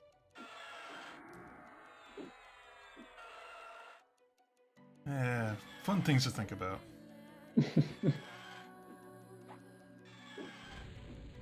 Yeah, when I go, coffee tin will be perfectly fine. It's just... life insurance is... of all the insurances, life insurance is the biggest scam, in my opinion. Yeah. They're all scams. All insurance is a scam nowadays. But life insurance is the biggest one. Yeah. The chances of them paying out life insurance policies are so small because you have to have died in a specific way usually, and at a specific time. The caveats and everything in the life insurance industry make it so that they almost never have to pay out unless you die in a very specific way or a very specific time frame. And you have to have, basically you can't die of certain medical conditions. Otherwise the life insurance won't pay out because they'll claim that you had a pre-existing condition that they didn't find out about. Yep. That's fucking great. Yeah. Right. Yeah, and again, if you miss a single payment, all that money that you've been putting into it to get back, you won't get back. Now, the great thing about life insurance is, if you manage to die in the right way, at the right time, from the right thing, and have made all of your payments, your family gets 100% of that money back, usually with interest. And that gets eaten up by the funeral arrangements. Not usually. Funeral arrangements are actually relatively cheap compared to the amount of money that people who actually get to collect on life insurance get back from it. Like, if a payout actually happens, which is pretty rare, something like 10% of all life insurance policies actually pay out. But let's say that you are one of the people that you receive a life insurance payment for your parent dying, and it actually pays out. You're going to be making a lot of money. You're going to be making... you're going to be set for the rest of your life. You're not going to have to worry about money for the rest of your life, if you can get it to actually pay out. Yeah. Actually, because policies are usually for at least minimum $1 million or more.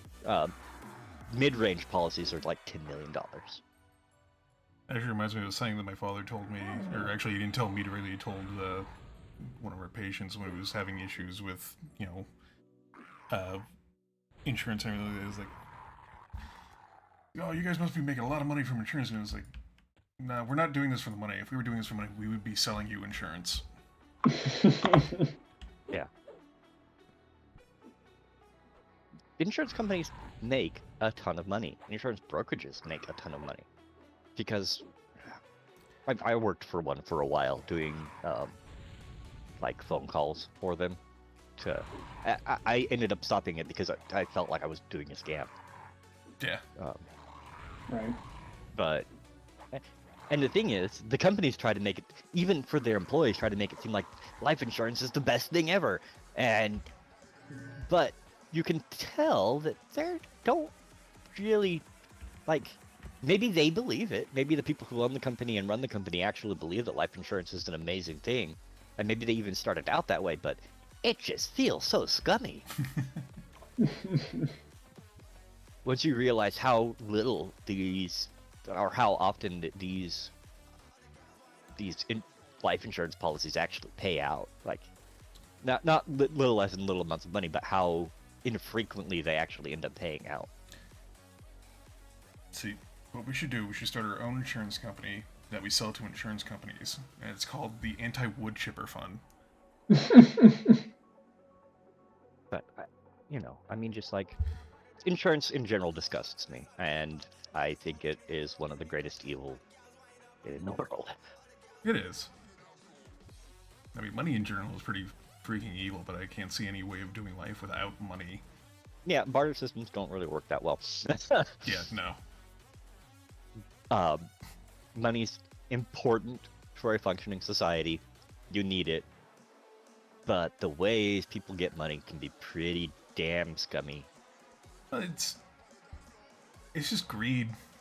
If we just reduce greed down, and I mean, that's where the socialist idea comes from. Is like when we don't have the greed because we can actually have things that we would like. There are problems with socialism as well, though. Oh yeah, no, I'm not saying we should absolutely have socialism or anything like that. No, that's stupid. Yeah, full-on socialism creates a situation where the people in power can retain power very, very easily. And that's bad for everybody. Oh, yeah. Yeah. Unfortunately. We just need to find that happy medium between socialism and capitalism where everything actually works for once. Oh, yeah. As somebody once put, I don't remember who or where or when, democracy is a terrible form of government, but it's the best one we've found so far. That was a writer, I believe. Yeah, I don't remember who or what they wrote when they wrote that, but I just kind of remember, and I'm sure the quote's not even quite right, but you know, it gets the essence of the idea across. Almost feels like Mark Twain, but it's not quite biting enough. Right? Man, I want to say it's like freaking Terry Pratchett almost.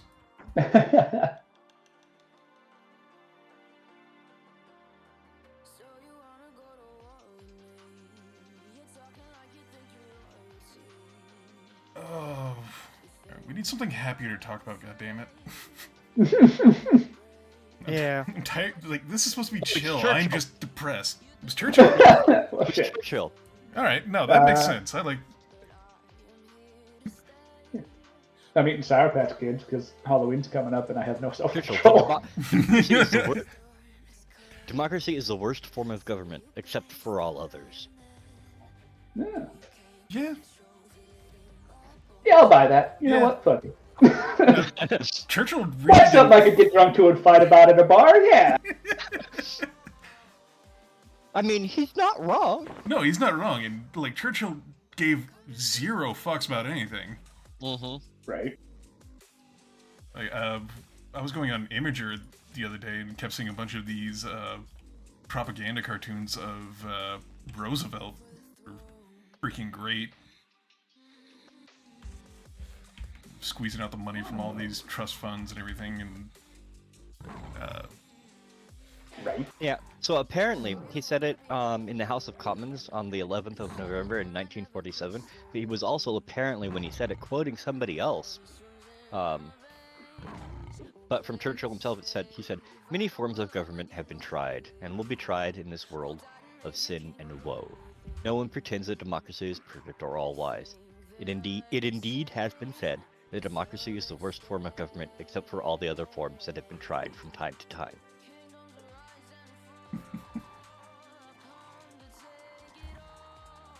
I mean, what a fucking quote right there. yeah. Right.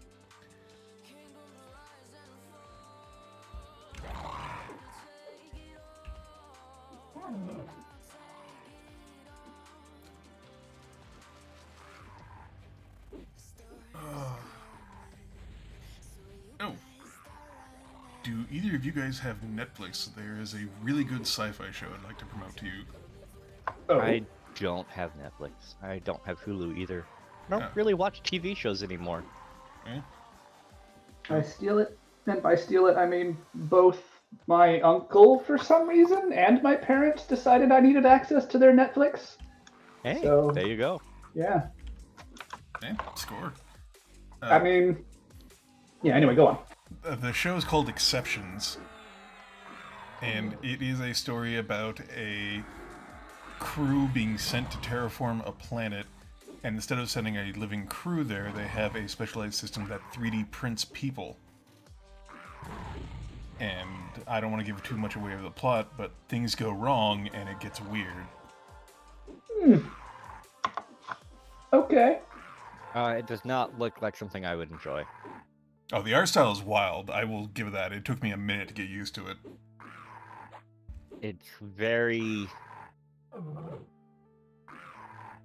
like 1990s video game aesthetic, like graphics. Fascinating. Oh, is it like Rooster Teeth style of stuff? Kind of, but it's more More stylized? more More stylized. refined and stylized. It's like if Rooster Teeth tried to make Did fruit machinima- baskets. or if they tried to make a machinima with World of Warcraft. I don't feel that's an apt description, but I will accept it. But just from the pictures that I'm seeing, yeah, it's like if Rooster Teeth mixed with like the early days of the World of Warcraft like video stuff. Like these people have weird body shapes and shoulders and Yeah, it's very Hair futuristic, and- stylized, extreme 80s anime look. but you also have those weird like I'm looking at a picture of this guy's face and this creature coming up from the ground behind him, and that reminds me of World of Warcraft. From the picture that I'm seeing, like, not exactly, but like Rooster Teeth mixed with World of Warcraft. I will throw this in our private Everquest info chat so Nick Sharplope can see what I'm talking about. Is that not like? Is that not almost exactly what I'm describing when I see that picture? Yeah, okay. I can. All right, yeah. Like the current one World of character, Warcraft, I guess? the one character looks like he's from World of Warcraft. Yes. Man, I'm realizing my conception of World of Warcraft is a little dated. Because I actually haven't played since they like upgraded the graphics a few years ago. Yeah, I'm not talking about original World of Warcraft where the graphics Yeah, were much no, groggier. but it took me a bit to realize because I was still working under that assumption. That's because we're playing an old game right now. I mean, yeah, it's, you know. The graphics are better than this. You know, it's a plus. It's a plus for a Marginally movie. better than this. Marginally better than this. Better voice acting and everything too. You know. Yeah.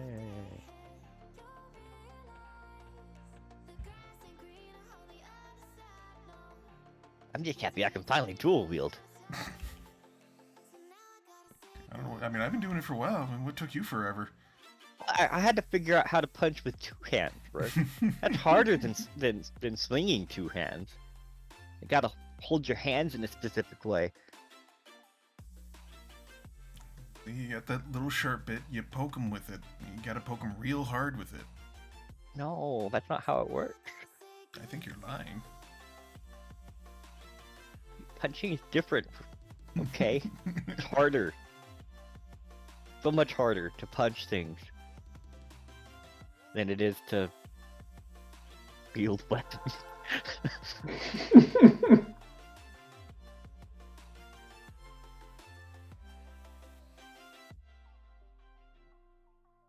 Oh, I'm also so excited. They are releasing a remaster of Suikoden in 1 and 2.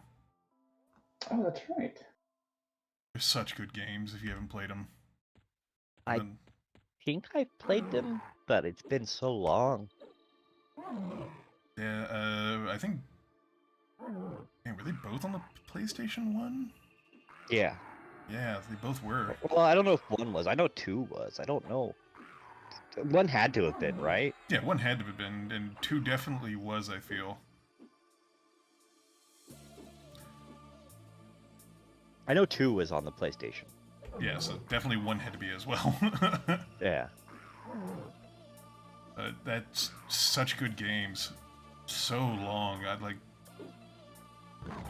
I want to stream those when they come out, and I want to stream that new one that's like the successor to Suikoden that's coming out. I also want to stream Shining Force, but I need to get some things set up first before I can do that. Yeah.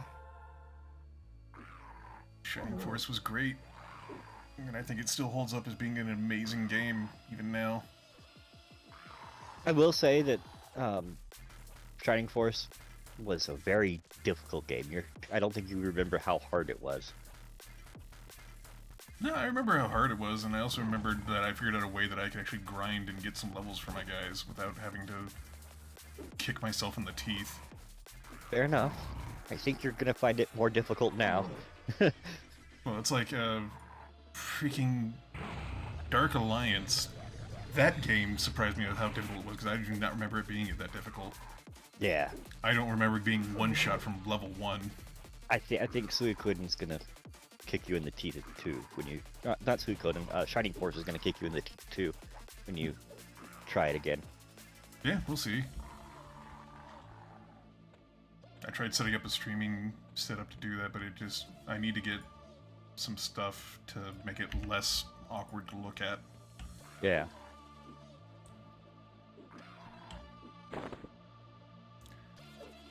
Because I do have the option to go widescreen. I'm not gonna, because I want to be able to look at the game. Oh man, that reminds me. I just recently reinstalled Arcanum and put in the high resolution patch so I can actually play it. Nice. I think Mandalore Gaming did a review of that game recently. I don't know who that is, but cool. I love Arcanum. Arcanum is great. Yeah. Mandalore did a amazing documentary of the marathon games, which I guess Bungie is now making another installment of. Really? They're making more marathon games? Apparently, I think their next big thing after they're done with Destiny is Marathon, Huh. which I'm down for. After watching that Yeah. documentary, holy Right? crap.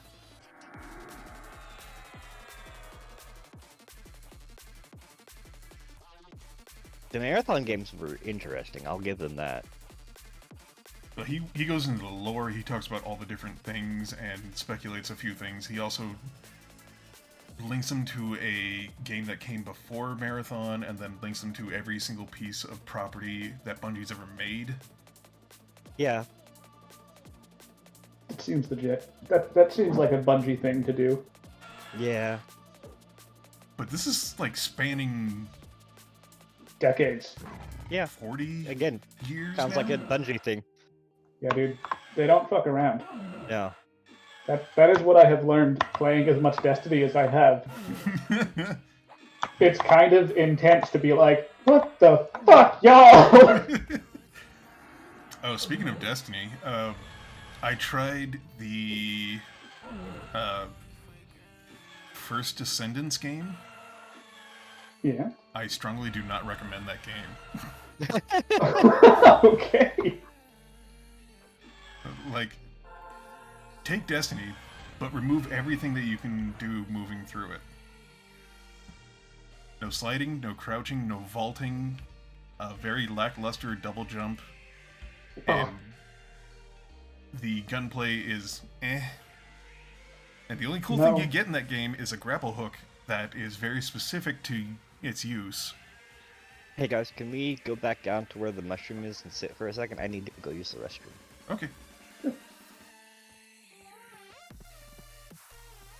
I will be right back. Thank you.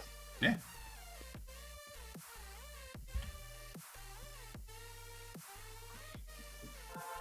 But yeah, like Which game is this again? First Descendant. It's basically if you take Destiny and a very shameless version of Destiny ripoff and mixed it with Overwatch. Oh my.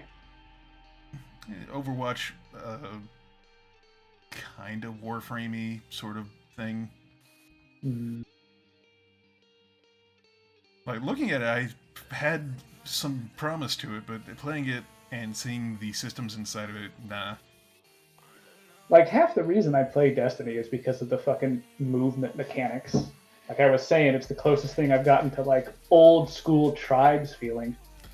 Yeah, so, remove all that, and that's what you have is Last Descendants. Jesus. We are triggering Jin's mic. Excellent. I now have the power.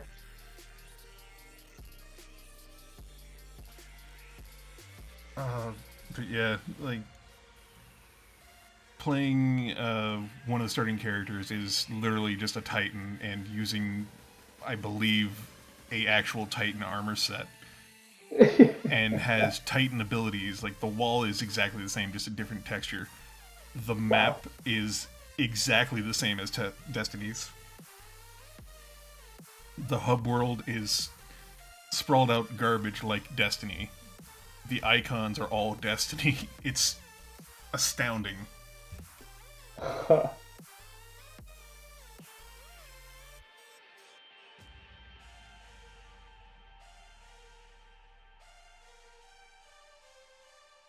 But I will say, like, its opening cinematic and everything, it gave me promise, like, oh, this could be a good game. It has a lot of the interesting concepts that I would like in a shooter game.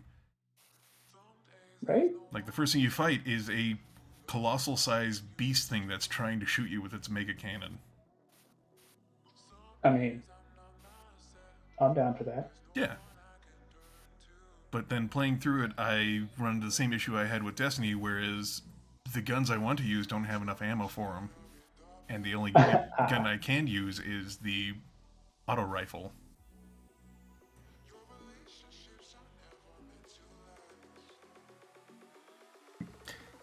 So, yeah, like, the problems you had in original Destiny that got fixed and made the game better, or back in this game, with half the movement. Ugh. Like, you can't even Yeah. crouch. That bothered me the most. I'm trying to figure that part out. That's like, I don't know. I'm not sure I would even classify it as a first-person. No, like there's I'm other back. games Sorry that about don't that. crouch. Oh, no worries. Actually, it's not even first person. It's a third-person shooter. Oh, I gotcha. What's a Welcome back, third-person dude. shooter now? First Descendant. Oh. Oh yeah, one of Let's- the enemies is a direct rip of the shield guys from Destiny. He's shielding everything, like the same mechanics. I need to explain some stuff here All right. for bandit pulling. We're gonna try to do some bandits. Ooh. We need to pull the bandits back here, so that pretend I'm a bandit. You want the bandit fighting right about here, Okay. facing this direction. You don't want it facing this direction. You don't want it facing this direction. You want it facing the place where we sit over here. Okay. That will cause the bandit, when it runs, to run this way, rather than into the bandit camp. Okay. So whatever we do, we just got to make sure whatever bandits we're fighting, we fight here, and facing this direction. Here, I will pull one, and I will show you what I mean. Okay. Let me put my pet on guard back here.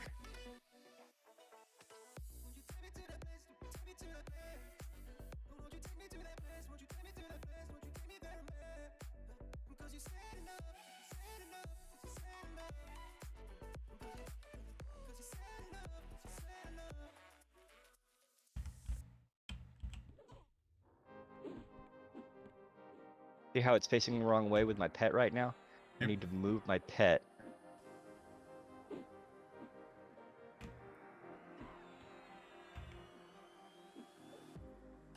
If you can get your pet to stop taunting. Yeah, I'm turning taunt off.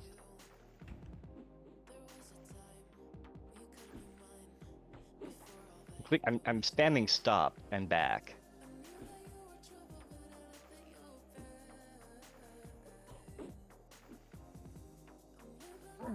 There we go.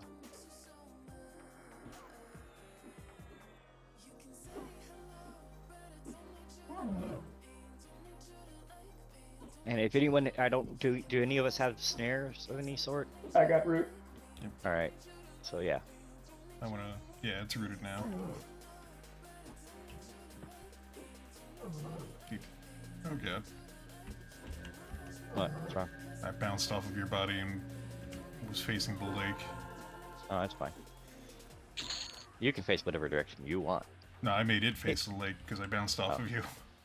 There we go, fair enough. Would anyone like the 2 agility, 1 AC ring? I think that should go to Rook. Yeah, I'll take it. Yeah. Alright, does anyone want the, Rook's the only one that can use a 2-handed sword. Yeah, I guess I'll take that too. Let's see. You better. 18.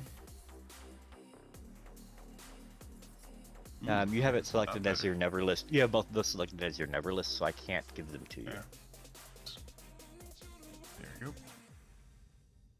I've tried clearing my loot list and it keeps changing everything to. Yeah, Agreed. your loot list is shared between different characters. Eh, So, I'm probably not the best for pulling at this section. okay. Okay, I got throwing weapons. Whenever you take one, you're probably going to get at least 2 others. Try to pull. Let me put my pet on guard so that it's not following us. See this one standing out here? Yep. Try to pull that one. It will probably pull the one that's closest to that far tent that I'm facing. Mm-hmm. Then you can grab this one over here that I'm facing now. Then you can pull inside those tents. This tent and this tent over here are the harder ones to pull. If you pull the person outside in front of this tent, it's probably going to pull all those people in the tent, and it may pull the person in front of the fire over here. If you pull the person from the fire over here, it's guaranteed to pull the person outside of that tent and the person outside of that hut over there. Okay. Alright, so. We can probably handle if we're careful, 2 or 3. Alright. I'm gonna try pulling one. All right.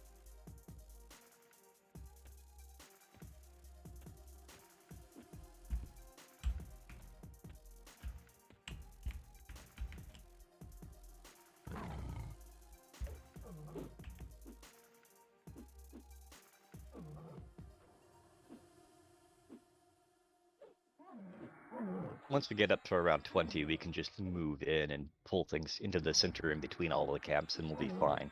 But until then, we want to be careful and pull them over here so that we don't get overwhelmed. Yeah.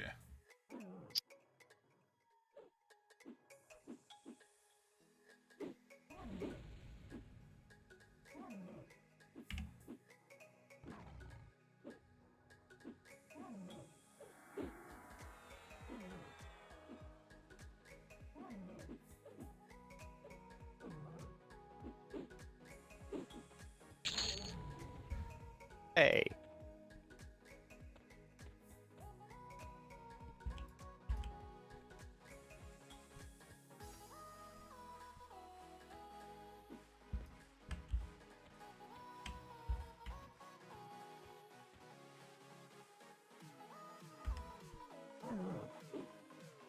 Huh. Hmm. I thought for sure he would pull something inside the hut. Not usually. He's usually pretty good with not pulling inside the hut for that one spawn.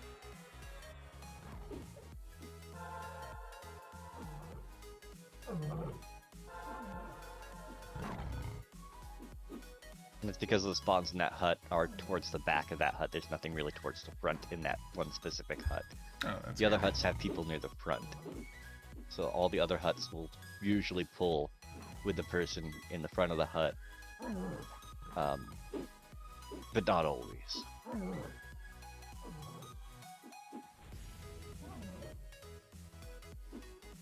At least we can start getting you guys some chain gear soon. That'll be great. 'Cause these guys start dropping it. Well, and more of those rings. We'll eventually each have 2 of those rings. They're pretty common drop. All right, let's see Hey, here. there we go. Well, let's see if we. It's large, so yes, Rook can wear it. So we will send it to Rook. Rook, you have a real shirt now. Yay!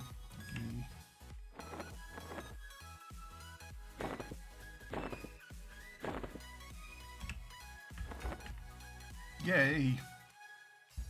A lot more AC, huh? I didn't even take a look at that. I'm just happy to have armor. Yeah. Well, I don't know what your other shirt had, but it probably wasn't above like 7. That has 12. My shirt had 2. 2. So you went. You basically just gained 10 armor from that one shirt.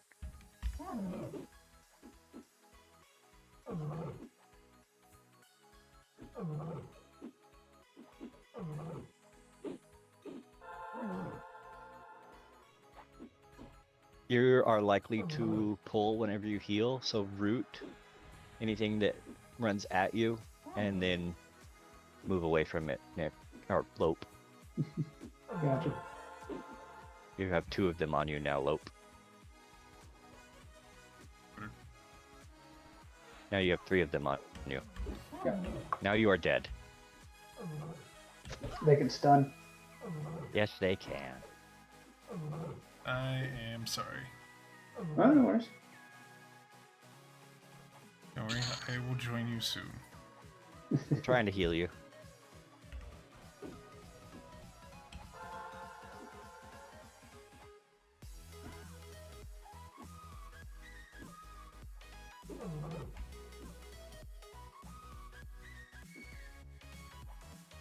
I got 1 on me.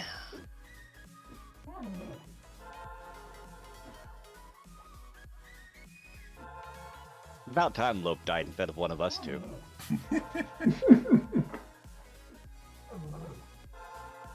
don't worry, I will go down soon and you can get ahead of us with all this experience. Oh, I'm healing you. Just not perfectly. I can't disarm this gnome.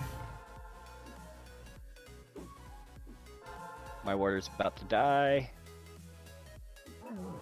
Alright.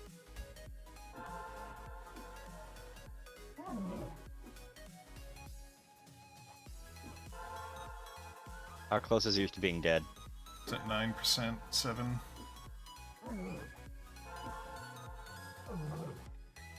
Four. We may live. Would you like a spear? Is it one-handed or two? Actually, give that to Lope. Yeah, probably better for Lope. Lope, you got a spear. Congratulations. What?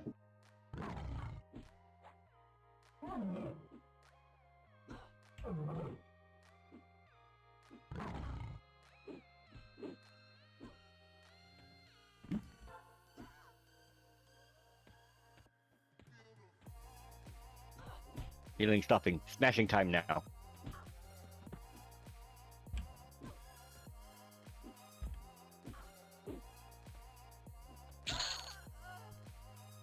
And a mace.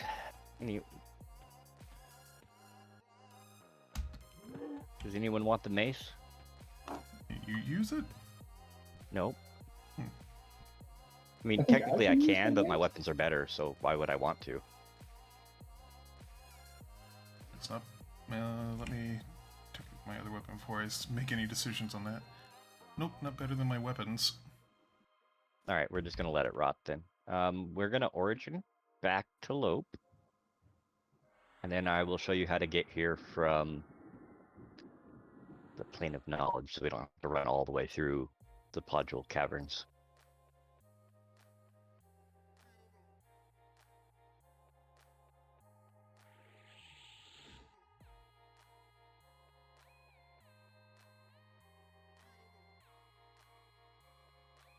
Sorry, Lope. No worries. At least some of us survived. That'll teach you to heal me. I mean, damn right. They shut me up. Actually,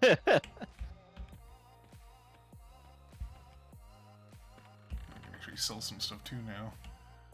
But that's where root is useful. You can root them in one spot and then move away from them so they can't hit you. Uh-huh. So you, It's easier to do that when you're not stunned. yeah. I got the one. Yeah, but, then the other two.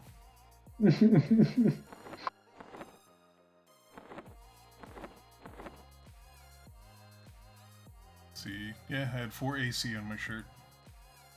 Yeah. So nice big difference there. I'm gonna sell and then we'll head to the plane of knowledge.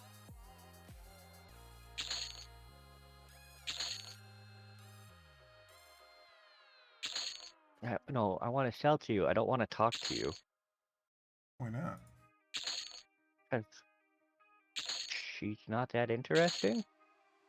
That's very rude. You're not even going to talk to him to figure that out. I did talk to her, and I decided that I didn't want to. Still pretty rude. She's gonna take my items for money, though, anyway. She's an NPC. She has no free will, just like us.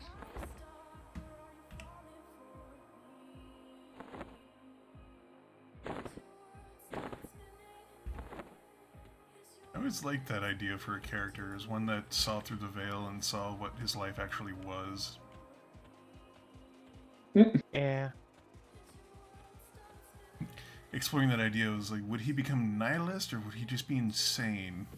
Ooh, this merchant has an item that I should probably get for Lope. Yeah, what is it? Oh. Oh man, it would be wasted on you, but it would be good on you too, Rick. It is a shield with 12 AC on it and 3 wisdom. No, give that to Lope. You need money? I'll give money to give that to Lope. It was yeah, it cost 2 platinum. I had 7, so I down to 5 platinum. I'm fine. I'm going to bring this to Lope. Okay. Lope needs it. Yeah, that's too good. Yeah.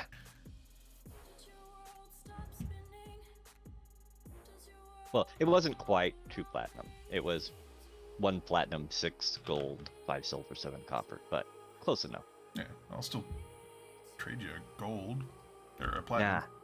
Nah, I'm good. I've got 5. That should be enough for some spells later on. Once we figure out where Lope is. I think Lope was in the same thing I was. Yeah, I'm Oh. selling stuff. All right, I'm coming. Lope, I bring you shield. I'm gonna go find the bag merchant real quick, because I have small bags, I want big bags. Alright. And my strength is high enough now, I think I can be able to carry more. Lope says they're busy right now. They can't take the shield. Hold on. Just gently slide it up between the cheeks. Just okay. credit card. All right, there we go. Shield. Thank Look you. look at that thing. Look at it. Look at it. Appreciate it. Appreciate it. That's so much better than the current quote-unquote shield I have. It's not even funny. It even looks better. Yeah, it looked like a real shield. Yup. Thank you. You guys probably have way more AC than me now. I'm sitting at 104. Oh, wow. Okay, not that much more. Yeah, you have armor that you paid a lot of money for. 92. Okay, I don't have that much more than you, to be honest. And the armor that I have is scaled to my level, so it only has 7 AC on the chest armor, and that's the only expensive piece of armor that I've got.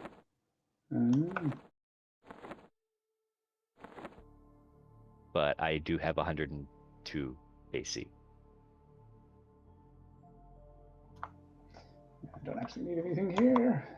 Go. Can anything use spells? I don't think I got anything until 18. I wouldn't buy spells from here, I'd buy them from the Plane of Knowledge. I wouldn't bother checking here. Yeah. Did we lose? No, Rook's over at the bag guy, which is where we need to go, so we'll head that way. Sorry, No, you're good. You're in the direction we need to go.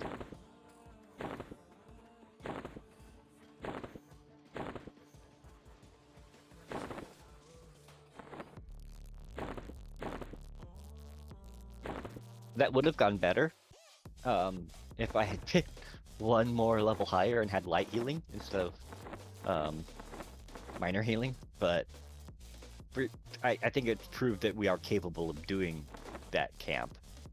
True. As long as we're careful. If that makes sense. Do you need backpacks? How many backpacks do you need? Does anyone need backpacks? I am full up on backpacks now. Alright, Lope, do you need backpacks? Yeah, I was gonna buy a couple. Alright, if you can afford them, then I won't buy them, because Oh, I'm yeah, tight I on will. money too. But No, if you I needed can them and afford didn't have the money, I would pay for some. it. I appreciate it. See, here's the thing. With the weapon that I currently have. You hold it in the left hand properly, like it's straight up and down. The right hand, why is it twist out like that? Right? Always bothered me. Yeah, I mean, I'm not holding the sword any... Oh, no, it's twisted in my hand, too. Yeah.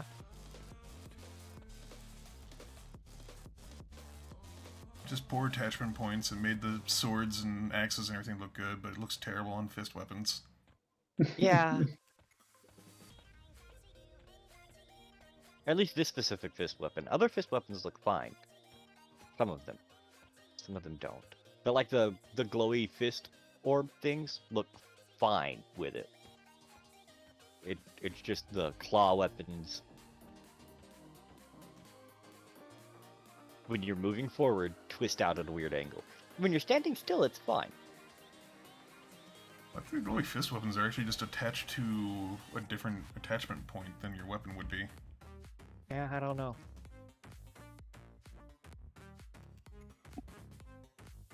Yeah, that's probably what it is. It's probably the element for magic casting, so that's what it's attached to, and not an actual weapon. Yeah, it's just. I just wish that they had used the same one that the left hand uses for the right hand for fist weapons, because it would look so much less derpy.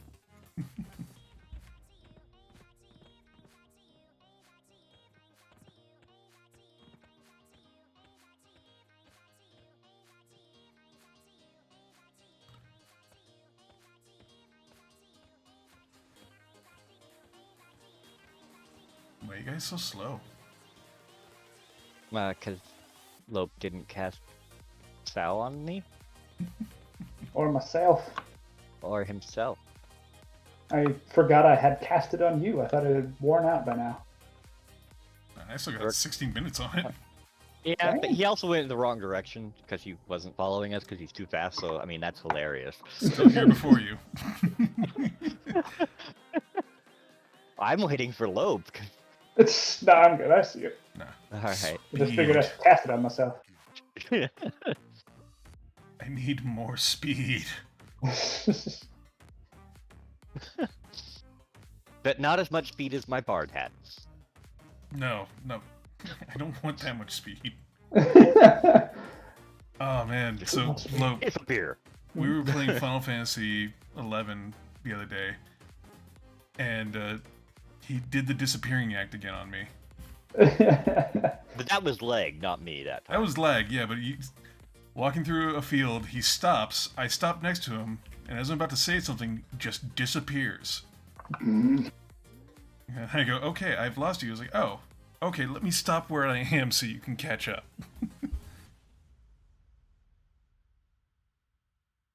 I mean, you did catch up. I did, but it took me a minute to figure out where you went. There's a map for that. I waited. It's not like we were in a dangerous place. I mean, we were, but we were on mounts. And the way Yeah. they work in that game makes it so it's not dangerous. It was just entertaining that it happened again. Yeah.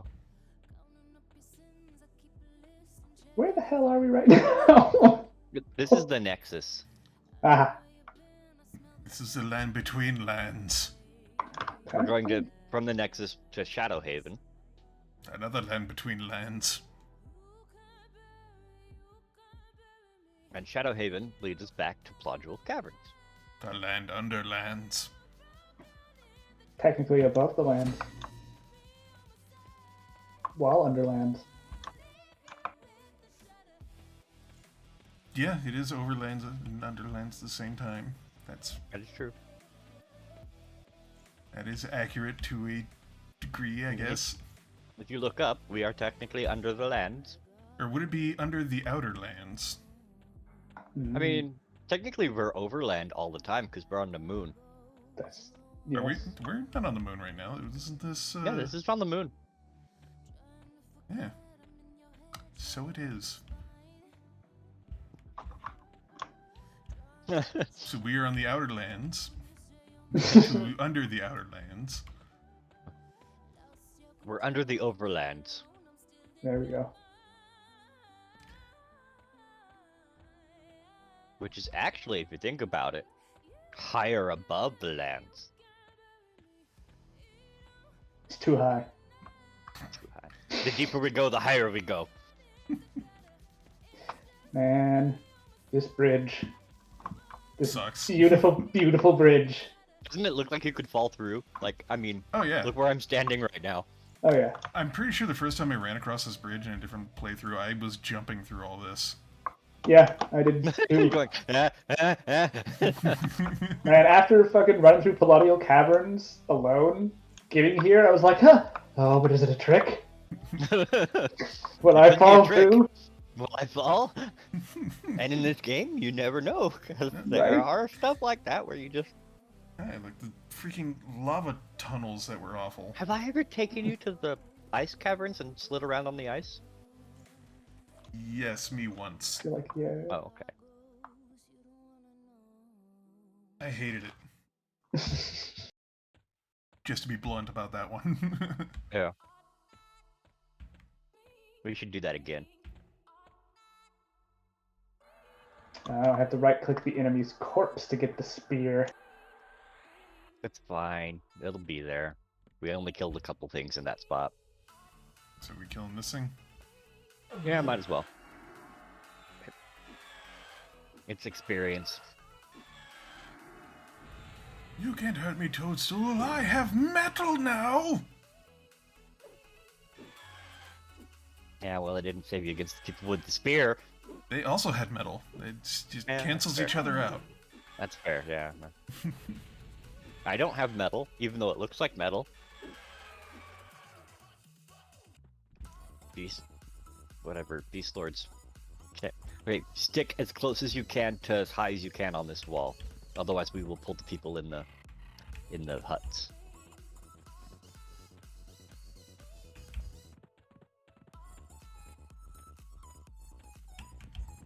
And there's Lope's corpse. Was that a bad ooh? Maybe I did fall a good distance. I didn't see anything fall on you. So I think that one has the spear.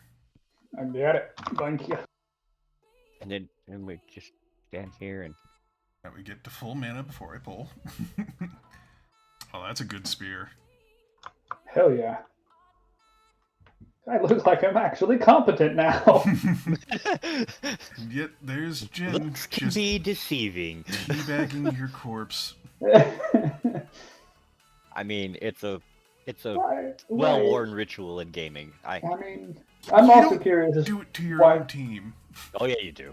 I would argue it's better to do it to your team, really.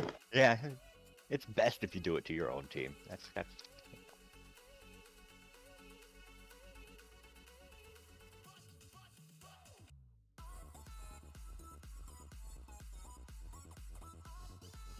My warder's very nice. Look, it's not as tiny anymore. It's now back to knee height, almost. I think your warder was just sitting here, just feasting on my corpse. Oh yeah. I mean, it would explain why it's naked now. Was stopping from getting at the good meats. It was doing something else. Whoa, no. That's why it's naked No. now. This ain't that kind of stream. I think we're gonna wait till Lope has full mana before we attempt to pull again. Oh yeah, that was the idea. Don't want another thing to happen like last time. By last time I mean like 2 minutes ago.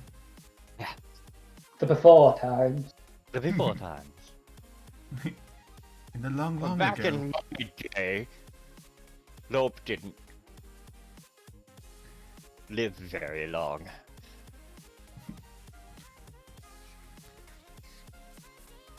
But it wasn't his fault. For some reason, the tank couldn't hold aggro. No, because I was fighting some tiny cat for all the aggro. Its taunt was turned off until I had to pull off of. Yeah, it still crits higher than I can hit.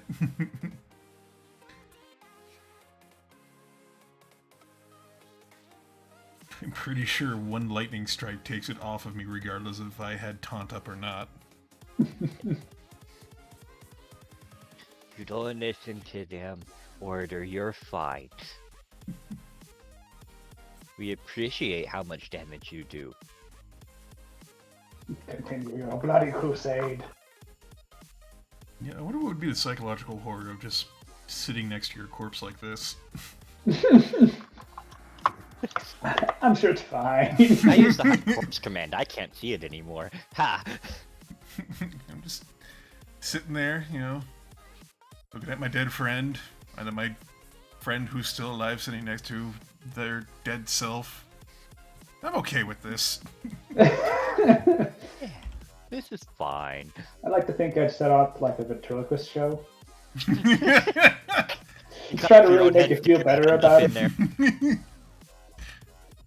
Little hole in the back of your hand in there, you know. Exactly, you know. Alright, pulling. Alright, standing here, pretending like I'm doing something important when I'm not. Dance with me. Yes, I must dance. Oh, I guess I should help kill. I suppose. Supposing's for gnomes. We don't like gnomes. I'm gonna stand in front of Rick. Hey, you can take hits. Oh, it'll still hit you. I'll just be in front. And I'm just stabbing you repeatedly in the back, and I'm okay with this. Yeah.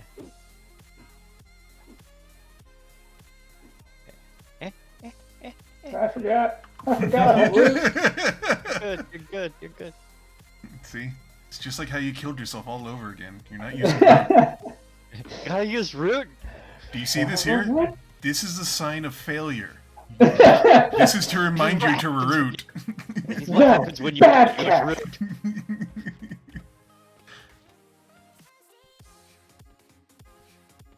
Alright, go ahead. I'm gonna pull you. Come on. There's also one like to your right that you can pull usually too. It's like just on the other side of that hill. That Yeah, wanders around the back of the. I see him. Call it. Yeah. We can also pull the fisherman that's to our right at some point if you want to. Bring him up here and kill him. Free fishing rod. Hell yeah.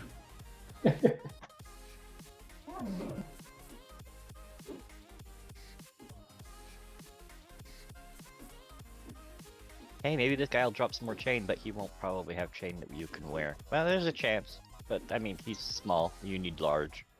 Why do you resist the root, gnome? There we go. Do we need large or do we need small? Alright. There, another ring for... Yeah, you can't wear that. So, we're just gonna... Everybody agreed on that, so we can sell it. Do we need large or do we need medium? You need large. Man, I'm so thrown off by the size of these cats. The cats are huge. I know, but they don't seem it. Until you get around other races.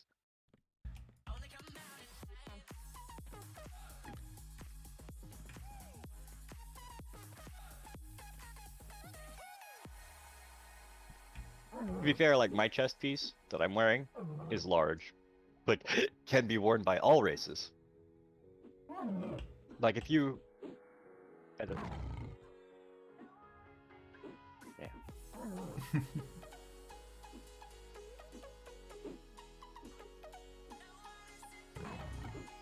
I think it's hilarious that humans can't wear the small chain pieces, but elves and high elves and dark elves can. That's kind of amazing. Well, they're actually a little bit shorter than humans, aren't they? High elves are taller. Yeah, high elves are taller, but dark elves and then half elves are smaller. Yeah.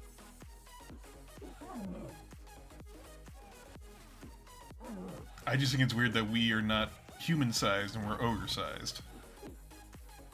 But then again, we are like head and shoulders above a human, so that's... Yeah. True. I know it because we don't have humans around us, really. It's hard to tell, but we are so much bigger than them. Yeah.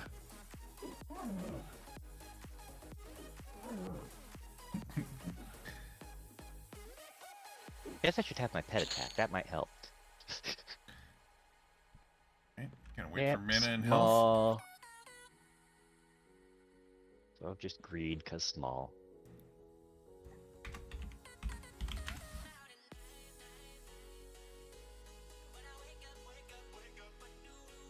Guess I can heal.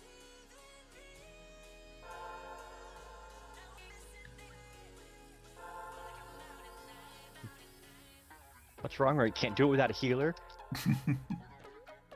See, I need to gather my rage.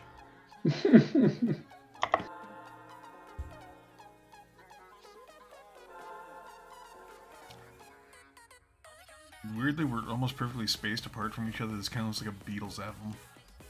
Yeah. Yeah, kinda.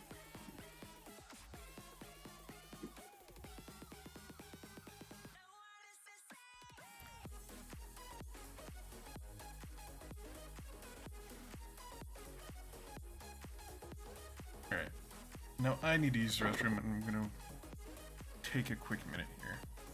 Alright. Perfect time for Lope to get mana. Woo.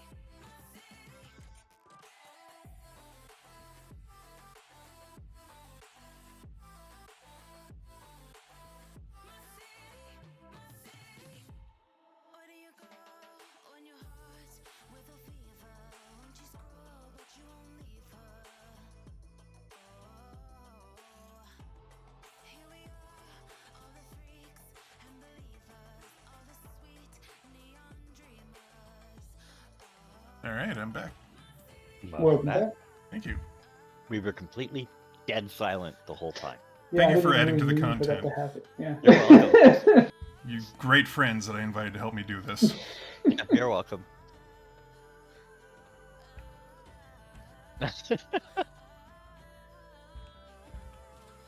Want to make exciting content while you've gone, so we just didn't talk at all. We didn't want to No upstage you, sounds, you no know? talking, just dead silent.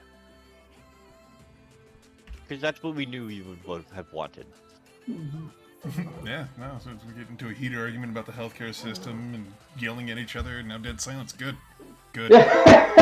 People are going to watch this. I'm glad. Is this not family entertainment? I mean, The best kind of entertainment.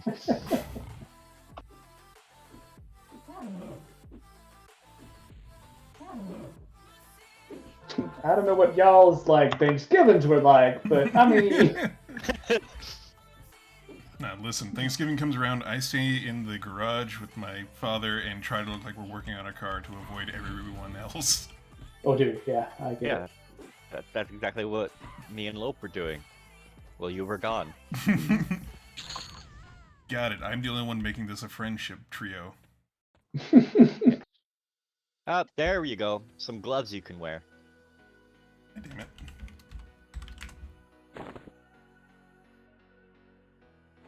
You're not happy about gloves?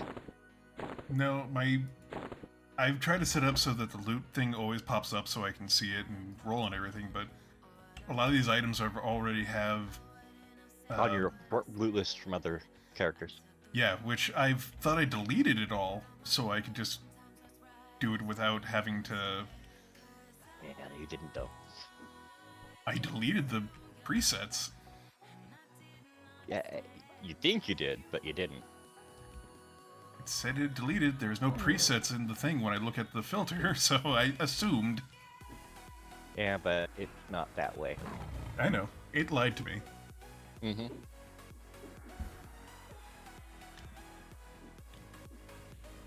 Let's see, is that a human or a barbarian? That's a human. No, wait, that's a barbarian. Yeah, so... No, that's a human. I don't know. It's one of the two. Yeah, because we're like... Yeah, head and shoulders above. Yeah.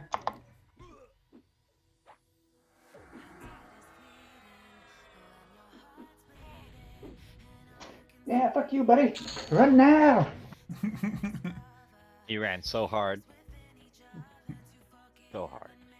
Insert run meme.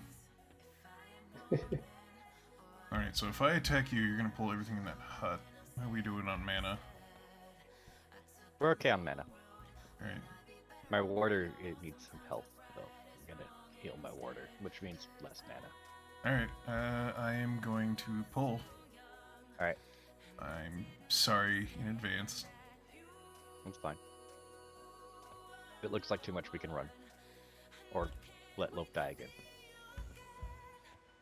Hey, we would advance.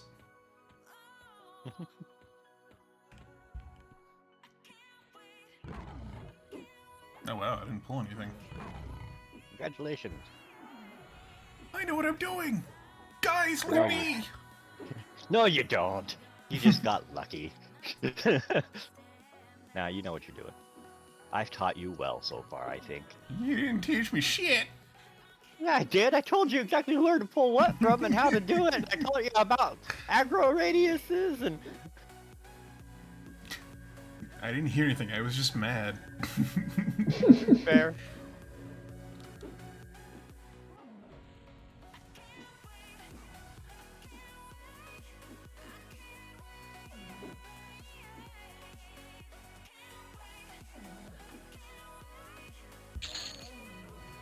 Ooh. There you go. Nice mask for you. See, we're getting you outfitted eventually. Yeah? Once we get you outfitted, then all the stuff will start going dead. Hello. Even if we out-level this area a bit, we need to stay here until you both get a full set. Pretty much.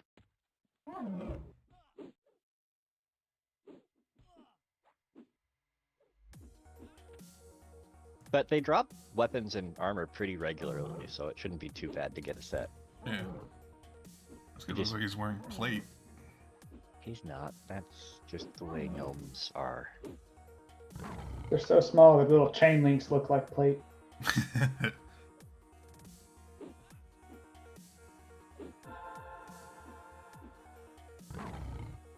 For all you know, he's naked. Yeah, Gnomes are weird. True. It's true. Gnomes are very weird, especially in their plane of technology. I like how he wasn't used. I like how he didn't use a two-handed sword but had one. He was just punching us. He was working his way up to it. Yeah. Not like he could have used it. I mean, he's a gnome. He's tiny. And I have a D&D character to tell you about. This isn't D&D. I know, but I made a gripple through various different advancements that I took, was able to use a giant two-handed weapon. Nice. Gripple is about maybe a foot tall. Yeah. Excellent. His name was Rex the Unbeatable.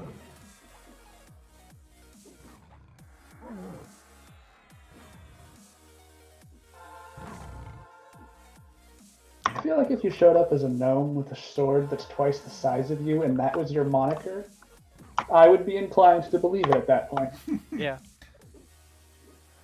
Yeah, pretty much.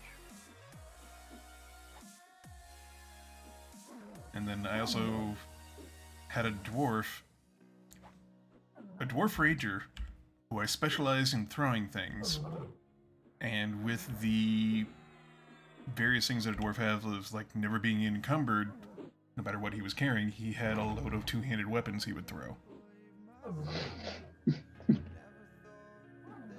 That's delightful. Because improvised weaponry, and I forgot what system it was, but through the system, if you threw a weapon, you got to make that attack roll. Nice. Oh, there's another piece for Rook. And a mace that nobody wants. So I'll I'm just take gonna it. let it rot. I'm gonna leave it on the corpse to rot. No, you Or don't not. get to have it, Lo. Do you want it? Yeah, I'll take it. Alright. you take your sullied mace. Time to sit for a long time. I'm at 110 AC now. Nice. So the chain is making a difference. Yep. Right. Hitting H does not make me sit down. Nope. I keep trying to open the menu, which in this game takes a screenshot. I've taken a lot of screenshots today. I tried to use my arrow keys to look around with the mouse, so... Yeah, I did that too a couple times.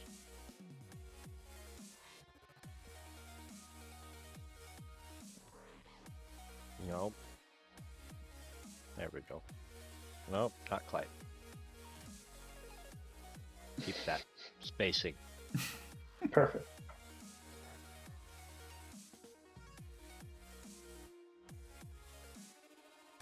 Well, at least we know we can at least take on 2 things before getting completely destroyed.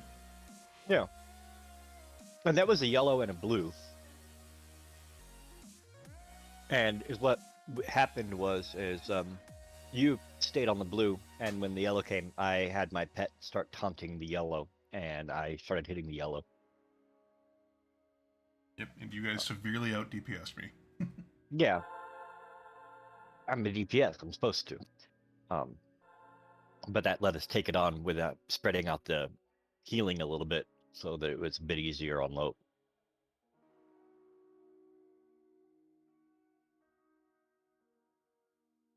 And it made it so that nothing aggroed onto low. So, because you had one on you and one on me. It's pretty excellent. He's good.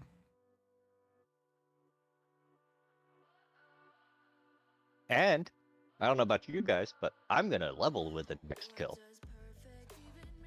Me too. What about you, Lo? I don't think I am. What's your percentage? You know, solid B. Fair enough. That's a good percentage. It's not far. You know, not too far. My favorite percentage is E.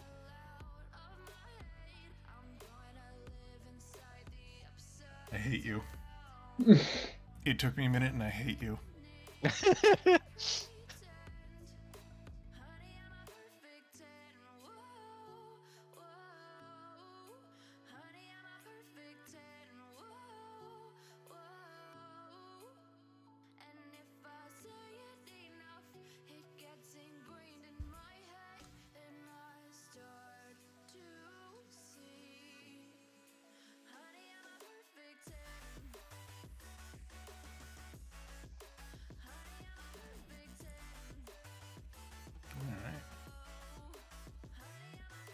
Let's do this.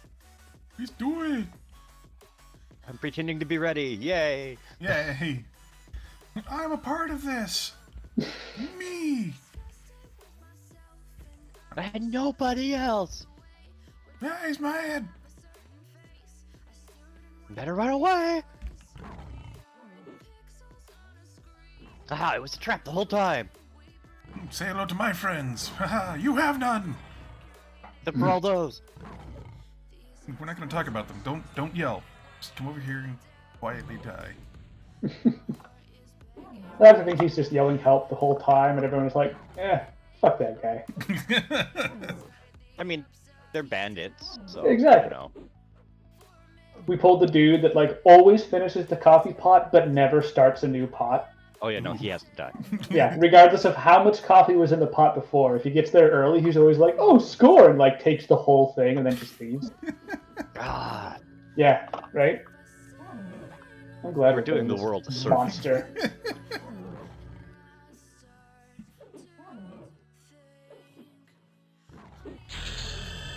Dang. Yay, 18. I'm gonna learn new spells, like light healing and Spirit of the Blizzard, so my pet can do even more damage. Which does not make me sit.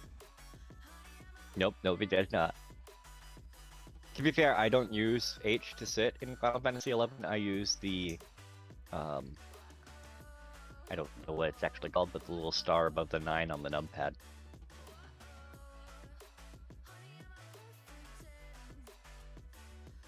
times.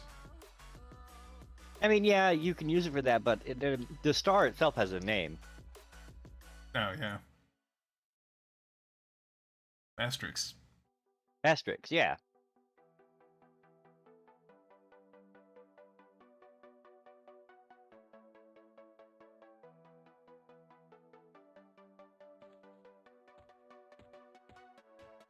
I guess I should actually cast the spell that will let my pet do more damage instead of just putting it on my bar and leaving it there. I mean, if you want.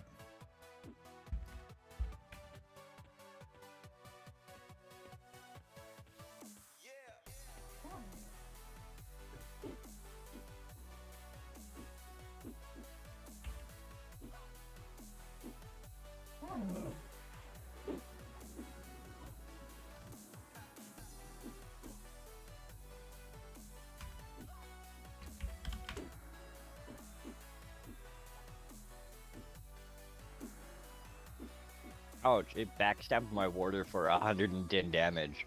Woo. How did it backstab? I don't know, but it did. It's just that good. It's backstab from mean- the front, you know? Like, to Well, be I fair, mean, though, that's a if really the small warder's attack. back is like on top of it, and it's much taller than the bandit, so Yeah, I feel like a the bandit's rifle much would- taller than it, so you know. Alright. I'll accept that. Would you like a sword? My axe is better. Are both your weapons better? Pretty sure. That does 15. Yeah, this is 28. All right. This one's 17. It's not worth picking up for the money. They only sell for like a couple silver, so leaving it on the corpse. The armor pieces sell for a couple of gold, so or sometimes some platinum. But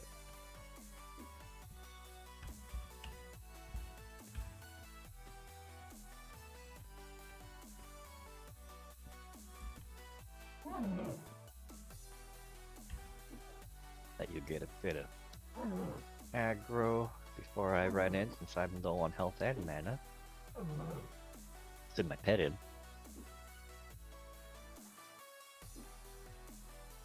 And then I'll pop in for some pokes. Yeah, me soloing it for a minute is helping out because I got my parry and dodge up a little bit more. Yeah. Oh, nice. Your warder tanking everything is making those fall behind. Well, I'm sorry. That's fine. Your warder does a shitload of damage.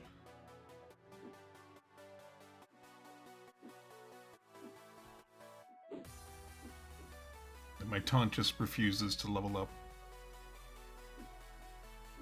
Just gotta keep using it. It'll go eventually.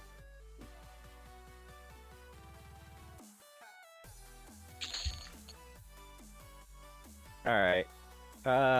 Nick, or Lope, you get the rings next. I'll take them last, so you get a nice ring. And I believe you get... Nope, that's small. We're just gonna auto-greed on that one.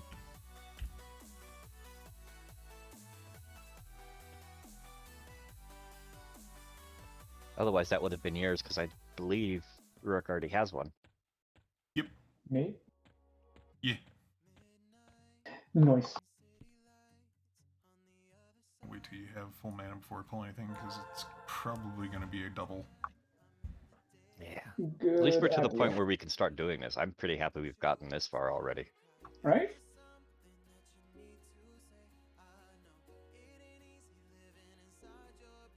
I'm just glad we're not fighting things that constantly poison me. That is Yeah, a that bonus. Yeah. That too.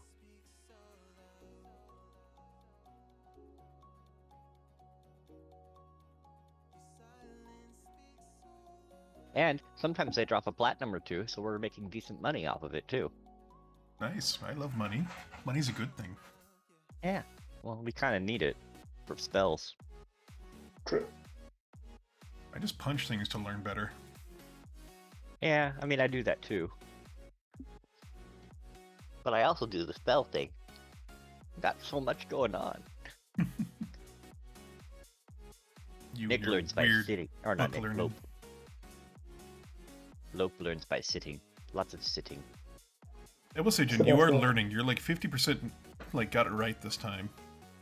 Yeah, you're getting there. It takes a while, I'm sorry. Yeah. And we don't talk with Lope much outside of the streams, because Lope's never on except for when we're streaming for some reason. Oh, he doesn't like us. I thought you knew that. Mhm. Yeah. He I hates barely us. tolerate these 3 hours here. Yeah. I gotta deal with a constant morphine drip on the side, you know. Yeah, pretty much. See, unlike our hatred between us, Jen, Lope doesn't have that, like, I think hatred it's coming more back the and fact feeding that him. Lope has a life outside of sitting here playing video games, and we don't. Oh, he does not. I can guarantee you he does I not. mean, I wish, yeah. That would be fantastic. But no, it's mostly just work. That's still more of a life than outside of video games. If Lope could, he'd do nothing but play ranked in Destiny 2 and make people rage quit. I mean, that's fair. You know, sometimes the bloodlust, you just gotta embrace it. Gotta Yeah. swing harder. Exactly. If they are upset with how things are going, then they need to get good. But you don't need to style them as hard as you do. Listen, just because I killed 2 people with a punch that takes a second and a half to charge up doesn't, you know, that's on them. You made an entire group of ranked players switch to sweet business to counteract your bullshit build. I mean, again, they technically followed my advice. They got good. They decided they were done with my nonsense, and they all switched to a gun that was specifically perfect for just wrecking that nonsense. I still I still killed all of them at least once. That's always a matter of pride on my part, but you know. There you go. See? I still wish I'd liked that game. That's fair.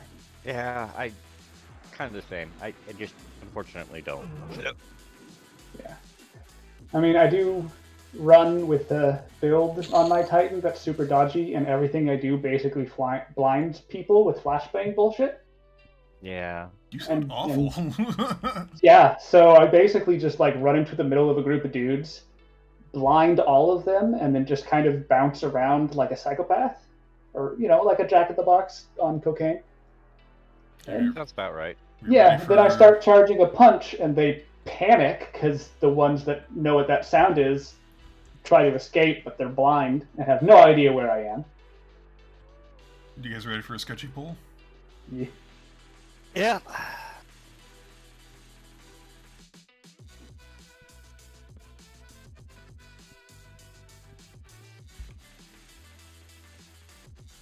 You did fine.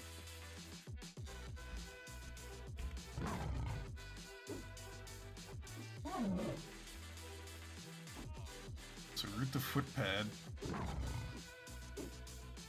I'm on the bandit. Yeah. Root the footpad. Yeah, root the footpad, because we're all in the bandit. Gotcha.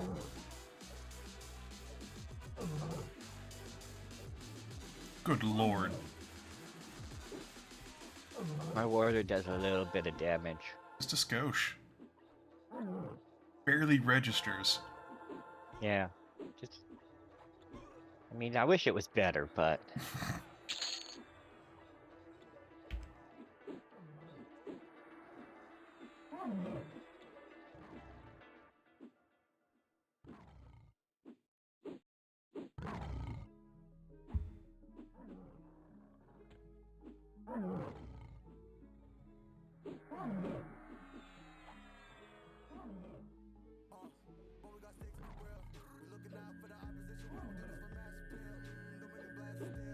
Well, plus that I actually have a halfway decent heal used on you now, Rick. Nice.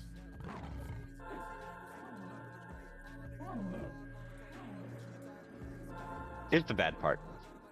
I've gotten so used to like hesitating before I say Lope because I'm trying to remember to say Lope that I now hesitate when I'm saying your name, Rick, like I'm supposed to be saying something else, and almost call you by your real name.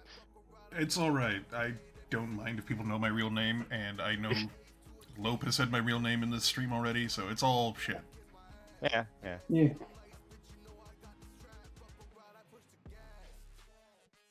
I tried to play it cool, just kind of keep going, but no.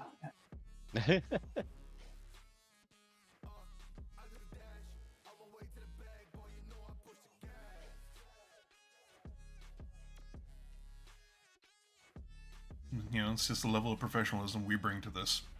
Yeah, it's so professional. So professional.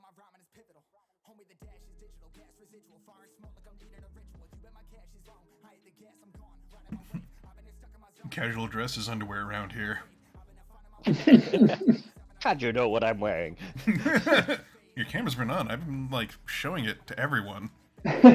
Yeah, unfortunately my camera's 100% not on because it's face down on my desk, so that's all you would see is the black glass of my desk.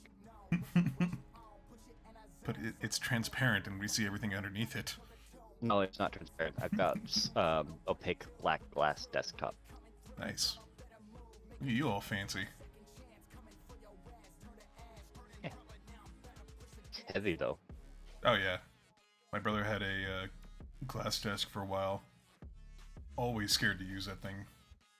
I'm not. It's very sturdy. It'd be very difficult to break this. The glass is like about half an inch thick.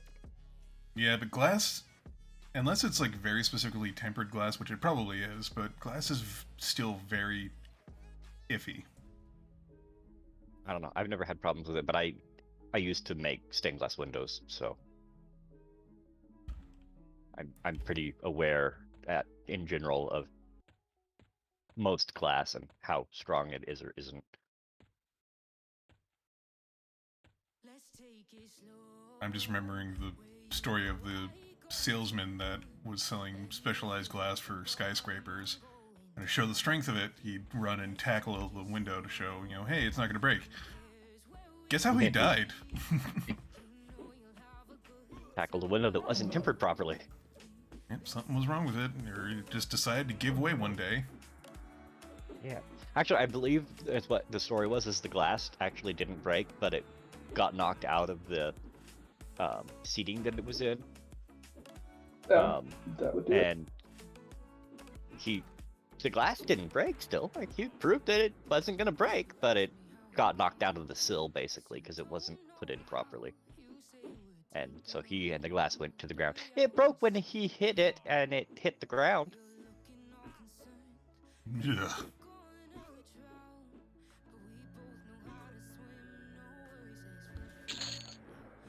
Hey, pants. Pants for work.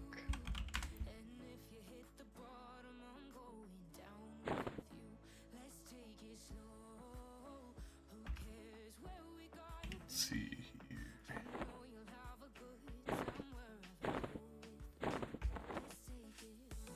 Yay. I'm a real boy now. Hey, I'm 18. I forgot. Congratulations. Hold on to. To be 18 again. I don't want to be 18 again. Me either. I was a terrible 18-year-old. Like, man, I think I'm stupid now. Nah, I was younger. Yeah. Yeah.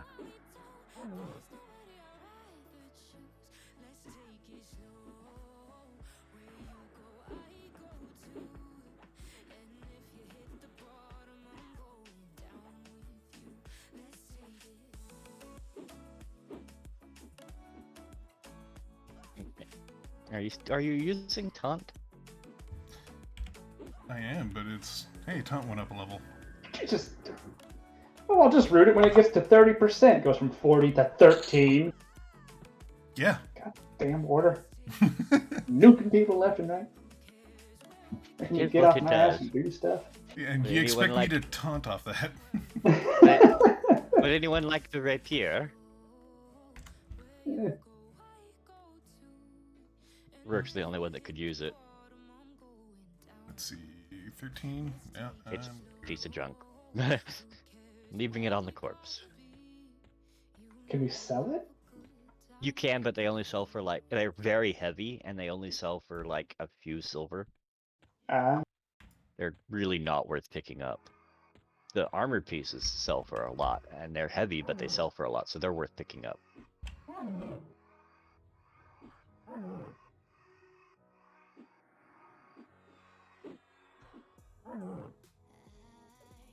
Unfortunately, the armor isn't quite doesn't drop quite as often as the weapons do. Weapons are almost every kill, and armor is every couple of kills. Yeah.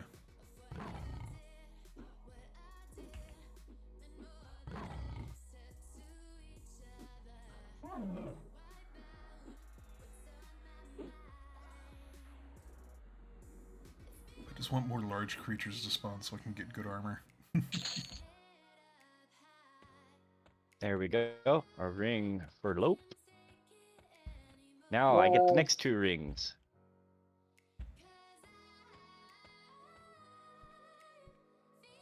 Ooh, I can get you alone. No, you just spawned. Damn it.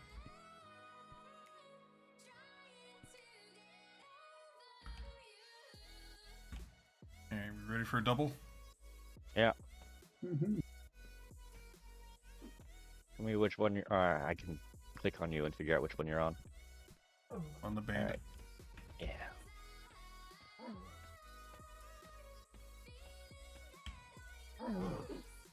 So root the burglar.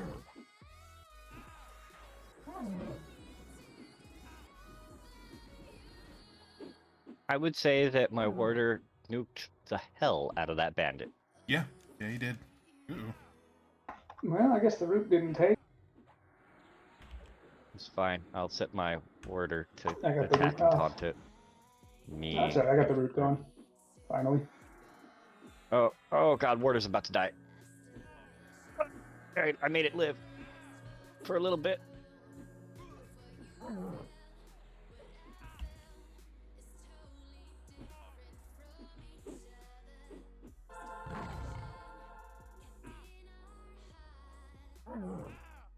Just got this bandit dead. I mean, I'm a bandit with you. My warder's taking care of the Yeah. burglar.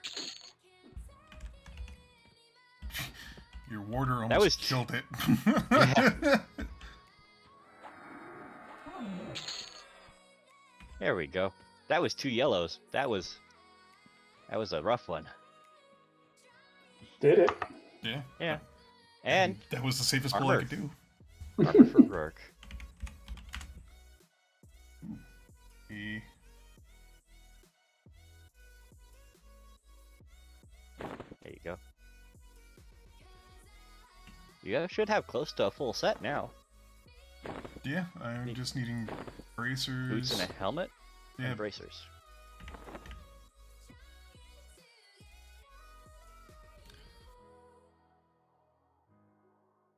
Remember, the right-hand side bracer is the one that affects what it looks like, so when you get one, you can swap it in to have the look of having chain there on both arms.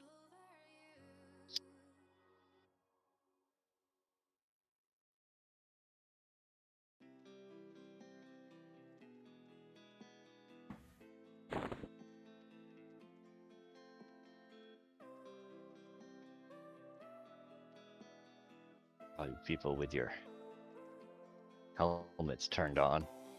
Me with my helmet turned off. Listen, I need to protect the bonk area. They look so silly. Eh, I don't like helmets in most games, though. Like, I understand that they're an important piece of armor, but I don't like them in most games. That's fair. I'm actually thinking I should probably turn mine off in 11 because some of them are cool, some of them are not. Yeah. Most of them in 11 aren't that, like they're like face straps. And those definitely need to be turned off.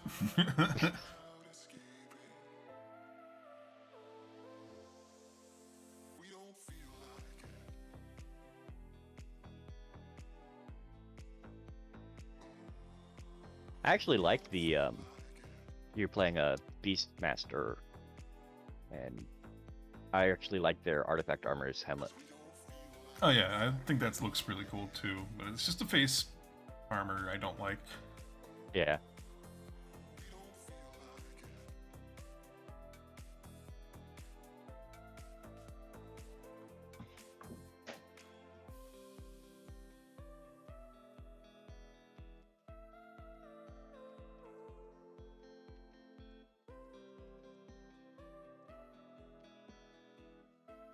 I do enjoy the dancer artifact armor.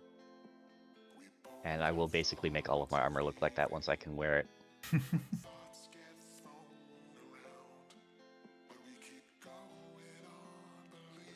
I might need to call it after this next one. All right. Oh, okay.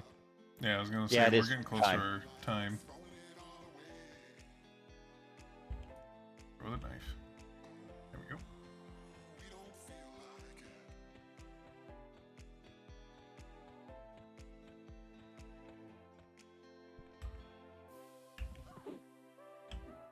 That one's got a cool looking spear. Yep. Got like a shark tooth thing. Yeah.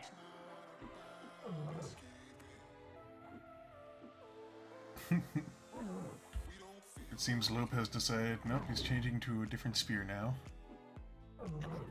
You know, Looks like my spear's better. I had to see. I had to see if it looked the same.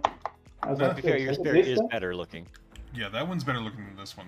That looks like an actual military spear. This looks like a tribal spear, which is like some big tooth thing they strapped onto a stick. Yeah. I mean, it can kind of work better with a shaman, but like as far as aesthetics go. But no, I like this. Yeah. Ah, it's a also a one-handed spear.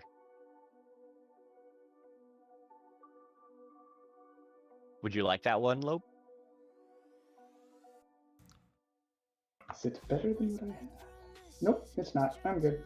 Alright, leaving it on corpse. And we will just camp here, I guess? Yeah, or we Because can... next time we'll be back doing more of this here anyway. Alright. Do you guys need more spells? We can log out in the... I am good until level 21. And I don't honestly, think yeah. Alright. I think the stuff I get is like weirder. Like I can make you more resistant to fire or something. yeah. Yeah, stuff I don't really need right now. Yeah. We Or can like always direct pick up the damage. spells later. We have enough to make it through what we're doing now. And enough to finish leveling and farming in this area before we need to go somewhere else. So we should be good. Yeah. Alright, well I guess this is it for today's stream. Let's see.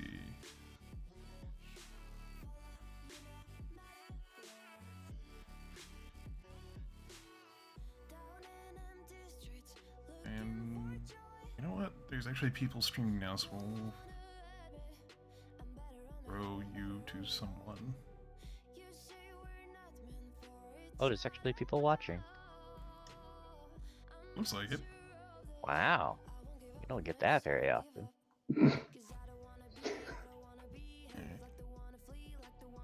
And we'll just go ahead and raid a good friend of mine, Zelos. Haven't talked to them in a while, so this will be a nice surprise. Nice. Good luck, everybody. Have fun. Yep, and we will talk to you guys hopefully sometime soon.